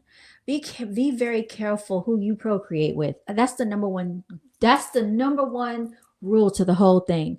Is be very careful with whom you procreate with, who you share your genetic material and DNA with, because your genetic DNA is very divine. And a lot of people are just going out here baby making with anybody. And that's why you have a lot of dysfunction going on with these makeshift families, and a lot of people have unstable environments because it's a lot of things going on with the mother and the father, and so it's very unsettling for the child. So before you bring children into that chaos, you should actually look at your potential partner and say, do I think this is somebody that I could see as my children's father? Do I see this as somebody that I feel could be my child's mother? Do I think they would make a good mother? Do I think they are nurturing? Do I think they would be a protector for my family? Do I think that they are a financial provider? But I don't know what's going on. I think people just go out here like animals in heat. They have a child, she becomes pregnant, it wasn't planned, now we got a baby, right? And people got to talk about having, discipline in that arena. I'm not judging anybody. You said speak on what I know. I am speaking on what I know about, because I am working with children. Okay. And when I'm working with children, I know that the children that I talk to, when I ask them, are you being read to at home? Tell me no. So if you're one of the parents not being in your child's life, if you're one of the children, if you're one of the parents or baby makers not reading to your child, then maybe you need to reevaluate some things. You said only people who have a child should judge. I'm not judging. I'm telling you what it is. And not only that, you didn't just listen to all the videos from teachers that are teaching your children that said that this comes from home. You're not listening to that, are you? Okay. You need to be careful how you, your opinion about making statements about being a parent. I don't need to be careful about anything. I'm being very careful about how I am communicating this, because people need to be held accountable. That's the problem in society. People are hypersensitive and they don't like hearing the truth about themselves. And if we don't talk about it, then this problem is going to keep being an issue. All right. Thank you so much, CJ. Thank you so much. I've been told that many times. So yeah, you know, what I am saying is very truthful. You know, if you're not a part of your child's life and you're not regularly there, they feel that effect because they are coming into the school telling us about it. Okay, Jamelia Lewis. I don't know if you're Jamelia. You must be a female. Okay, so Jamelia, I apologize because I thought you were a male. So if you're a mother, okay, and I don't know what happened in your situation, you don't need to come over here getting hypersensitive with me because this is what's going on, and the children are coming into the classroom talking about it to us. There are people who have two parent in the home and out there stealing and killing. Yeah, there are. I'm gonna put your comment up here because there are people who have two parents in the home and out there stealing and killing. I'm not saying that all children that grow up in single parent households are having these issues, but I think it is a problem that is going on that we need to address. And this is the thing that people don't like to take accountability for. If you're out here and you're making children and you didn't plan it and you really didn't know that person too well and you just got pregnant and that keeps being a problem and keep happening, that is affecting the child. So you don't need to get on here talking about, oh, speak on what you know about. I am talking to you about what's happening because the children are coming in the classroom talking about it. Oh, the kindergartner yesterday was in the bathroom having a meltdown because her daddy was in jail and she can't see him. I've spoken to a lot of children telling me about their parents. As a matter of fact, they had fifth graders had an assembly day last school year, right? And some of the parents showed up and they took their children home. One girl had a complete breakdown, y'all. I don't even know why she was crying, but she broke down in tears because her parents didn't show up. Her mother didn't come. And then they didn't, sign her out of school early. And I'm like, well, maybe her mama had to work. Maybe her mama couldn't show up. But it really impacted her to the point that she was in tears, breaking down, crying. And I mean, she was having a meltdown in fifth grade. So this is actually impacting the children. So you don't need to get mad at the people that are talking about it. You actually need to reevaluate what could be causing these behaviors in these children. All right, because it's affecting them in school. They cannot focus, they cannot concentrate, and sometimes it's because of their background at home. All right, I'm not saying it's all. I didn't say, you never heard me come on here and say all single parents or all single mothers. And there are a lot of single fathers out here. So shout out to the single fathers. You're doing what you have to do. I've actually had friends that are single fathers that took the children into their custody. Okay, because the mother was not doing what she needed to do, or the mother was in jail, or the mother was just doing whatever, and they took custody of their children. So it can go the other way around.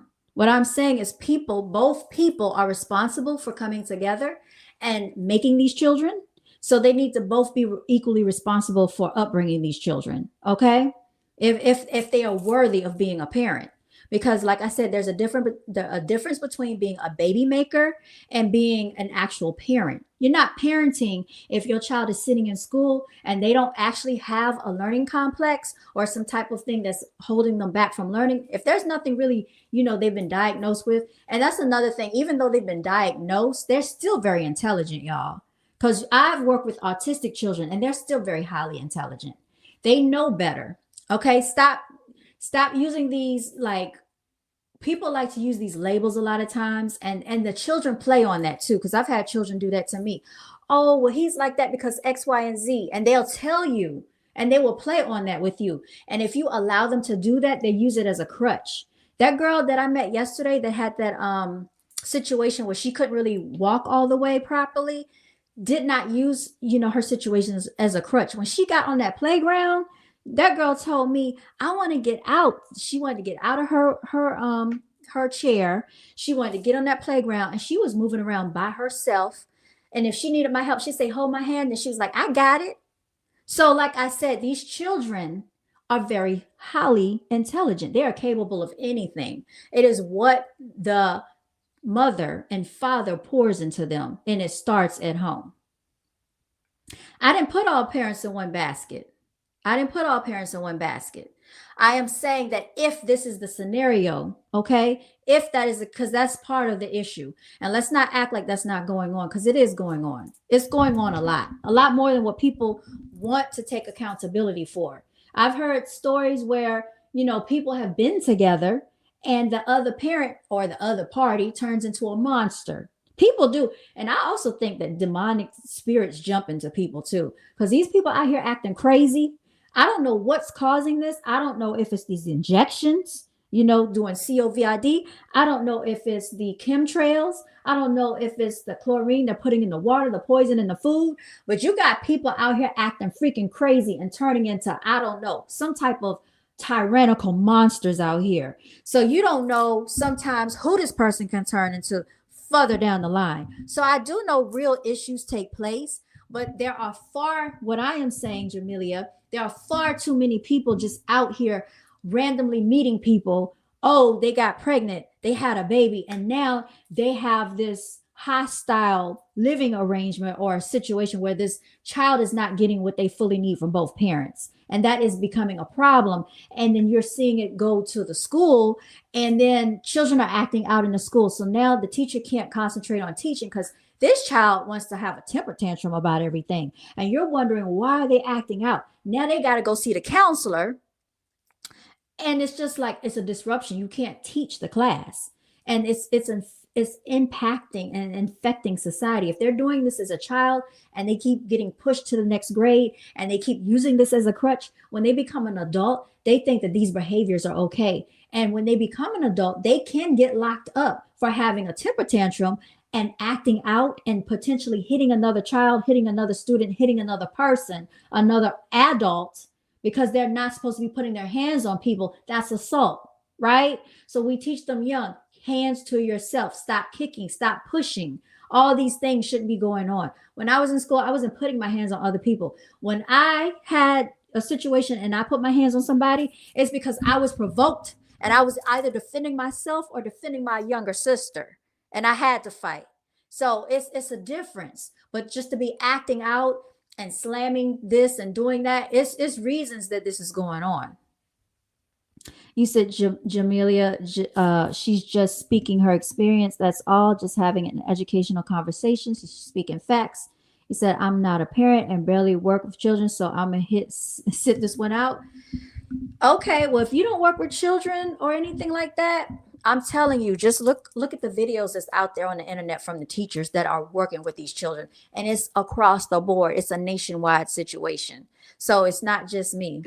Spiritual warfare is out there, y'all. And people are under spiritual attack. So we got to make sure we're well equipped, because children can be under spiritual attack too. And you want your child to be well equipped when anybody tries to sway them a certain way. You want them to be well equipped when their peers try to pressure them. And it could be an unsuspecting adult that might try to sway your child the wrong way. Talk to your children. Have real adult conversations with your children, y'all. Trust me, they're not too young to understand. They are so intelligent. These young things are into stuff that you would never know they're into, that they know about, talking in the classroom, speaking about topics and stuff. Fourth graders talking about eyelashes, and I'm going to get I'm like, what? What do y'all know about eyelashes in fourth grade? Little Hispanic girl telling me she want to get her eyebrows done. What? I see little second graders getting their nails done and all this stuff. So they're not too young. You need to really have conversations with them. Don't let people take advantage of your children. They're very smart. Trust me. They're very manipulative, and they know how to manipulate people, y'all. That girl that I was telling you about that was in the chair, she has like a little speech. I want to say she speaks differently, but she understands. She's so sweet. She's such a sweetheart, by the way, the cutest little thing. But she was trying to take advantage of me on the playground, y'all. So I told her that recess was over. All the other children are lining up. Oh, she wants to just still sit there. She knows how to put herself in her chair, right? If she needs help, I can help her. So I'm telling her, come on, it's time to go. I told her 3 times. Now, I could tell by the expression on her face that she knew what she was doing, because she had this certain look about her, and I read her energy. So the principal came out there and said, look, I heard her tell you, get yourself up and get in this chair. It is time to go. Don't you know she got herself up, got in that chair, and it was time to go? So, like I said, don't let them use these, things that they have going on if they have like what they call a disability, because technically it's not all the way a disability, y'all. It's just a different way that they're in the world. Like even if they're autistic, it's a different way that they see the world. Don't let them use that to their ability, because they will. I had one boy, he had got diagnosed with some type of behavioral issue. Kindergarten boy, first grade, y'all. No, kindergarten. He tells me, and the teacher already wrote the notes out for me. She was like, okay, he has to take breaks throughout the day. So if he needs a break, call the office.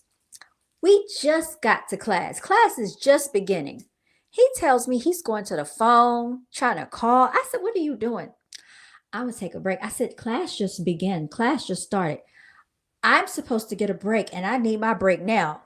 I looked at this boy like, who the freak is he talking to? Y'all. So that's what I'm saying. Don't let these children take advantage of y'all. 2-year-olds are manipulative. Okay. 2 years know how to manipulate. Like I said, children are highly intelligent, because one thing about the human brain, especially in the formative years, if you learn about the brain and psychology, the brain is taking in a lot of knowledge at these ages like a sponge. This is why they say if your child is going to learn a different language, it's best to learn when they are a child, because the way the brain works is it's easier to learn in those years. You're learning your language, you're learning so much. By the time they get to around 7 to 8 years old, that's why I said by third grade, if they haven't really learned how to read all the way, it's going to be so hard for them to get ahead. Because by that time, they've really understood the concept of language and learning. But they are so intelligent. They learn everything. They are taking in the world. They are learning so much. So this is the best time to teach them everything that they can learn, y'all. Different languages, if they play an instrument, the piano, whatever it is, y'all, that's the best time to learn. Y'all laughing at me because that little kindergartner was trying me, y'all, was trying me. I remember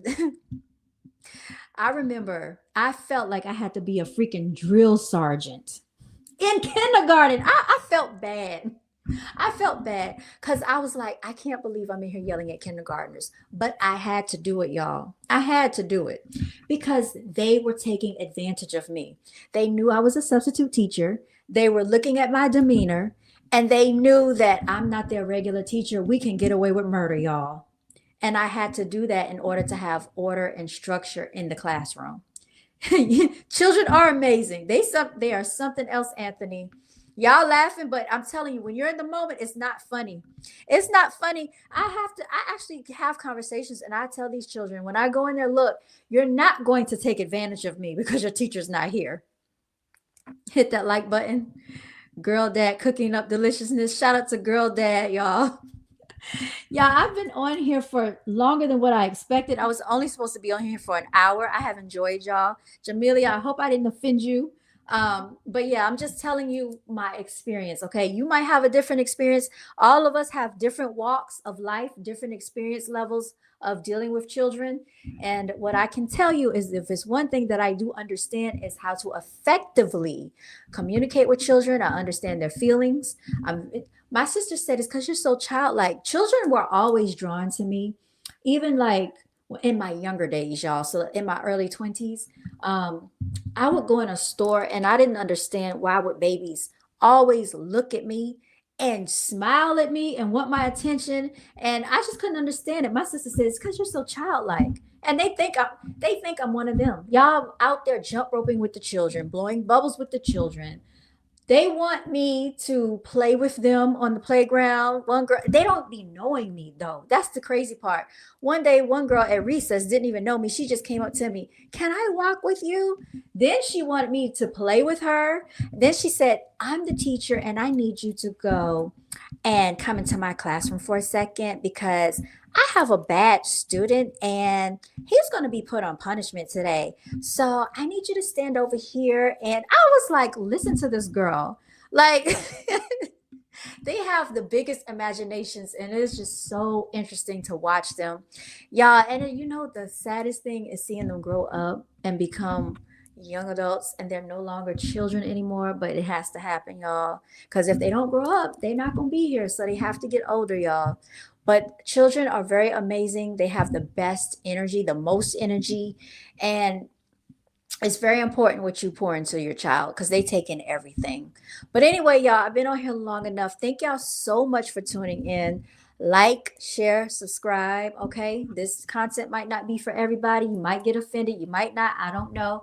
But I have a right to talk about my experience, whether you like it or not. Okay. I'm going to sign out. I got a lot to do. But if you can, if you have it in your schedule, if you have it, in your abilities and you like working with children, just consider, you know, going to a school and seeing what you can do, even if it's just volunteer work. But if you can work with children, if you can even tutor children, see if you can sign up for tutoring, y'all, because they're in need of it. Like, and they do want to learn. I don't think children want to like sit there and not know anything. I think they get embarrassed and they act out because of it. And I feel like they don't care because the parents don't implement that this is important. So sometimes you have that going on, but there are a lot of variable factors that go into it. But I do know that in today's time, that the school system across the nation is definitely going downhill compared to other countries. And if we don't turn this around, we're just going to have a lot of robots walking around with, like, I don't know, a low IQ level. I don't even like using that terminology, low IQ level, because those intelligent quotient tests, I don't go by that. I'm just going by, whether your child can comprehend, can read, can write, can analyze, and stuff like that. So not even going by a test score, but just going by what you can observe, right? If they're reading on grade level or not. And I don't even like to say grade level, because you can have a child that's in kindergarten reading on like a second grade level, right? It's what you put into that child. Okay. And like I said, there's no amount of information that they cannot learn. They're very intelligent, and that's the best time to teach them, when they're young. There's a difference between discipline and abuse. Yes, there is. I don't believe in abusing children at all whatsoever. And when I'm around these children and I see their innocence and just how bright they are, how caring. I've had children I have just gotten through yelling at the class, and they'll come up to me and give me a hug. I'm like, didn't I just yell at y'all? I love you. You're the best teacher ever. Can you come back to our class tomorrow? I'm like, no, I am not dealing with y'all little miscreants tomorrow. I will be somewhere else, y'all. But anyway, y'all, you said without God is downhill anyway. This has been an episode of Brown Girls Are Beautiful. Thank y'all so much for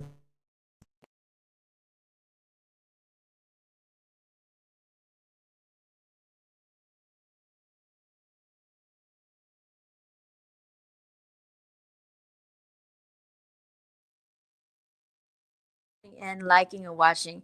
Anthony, we definitely do. We need a higher power.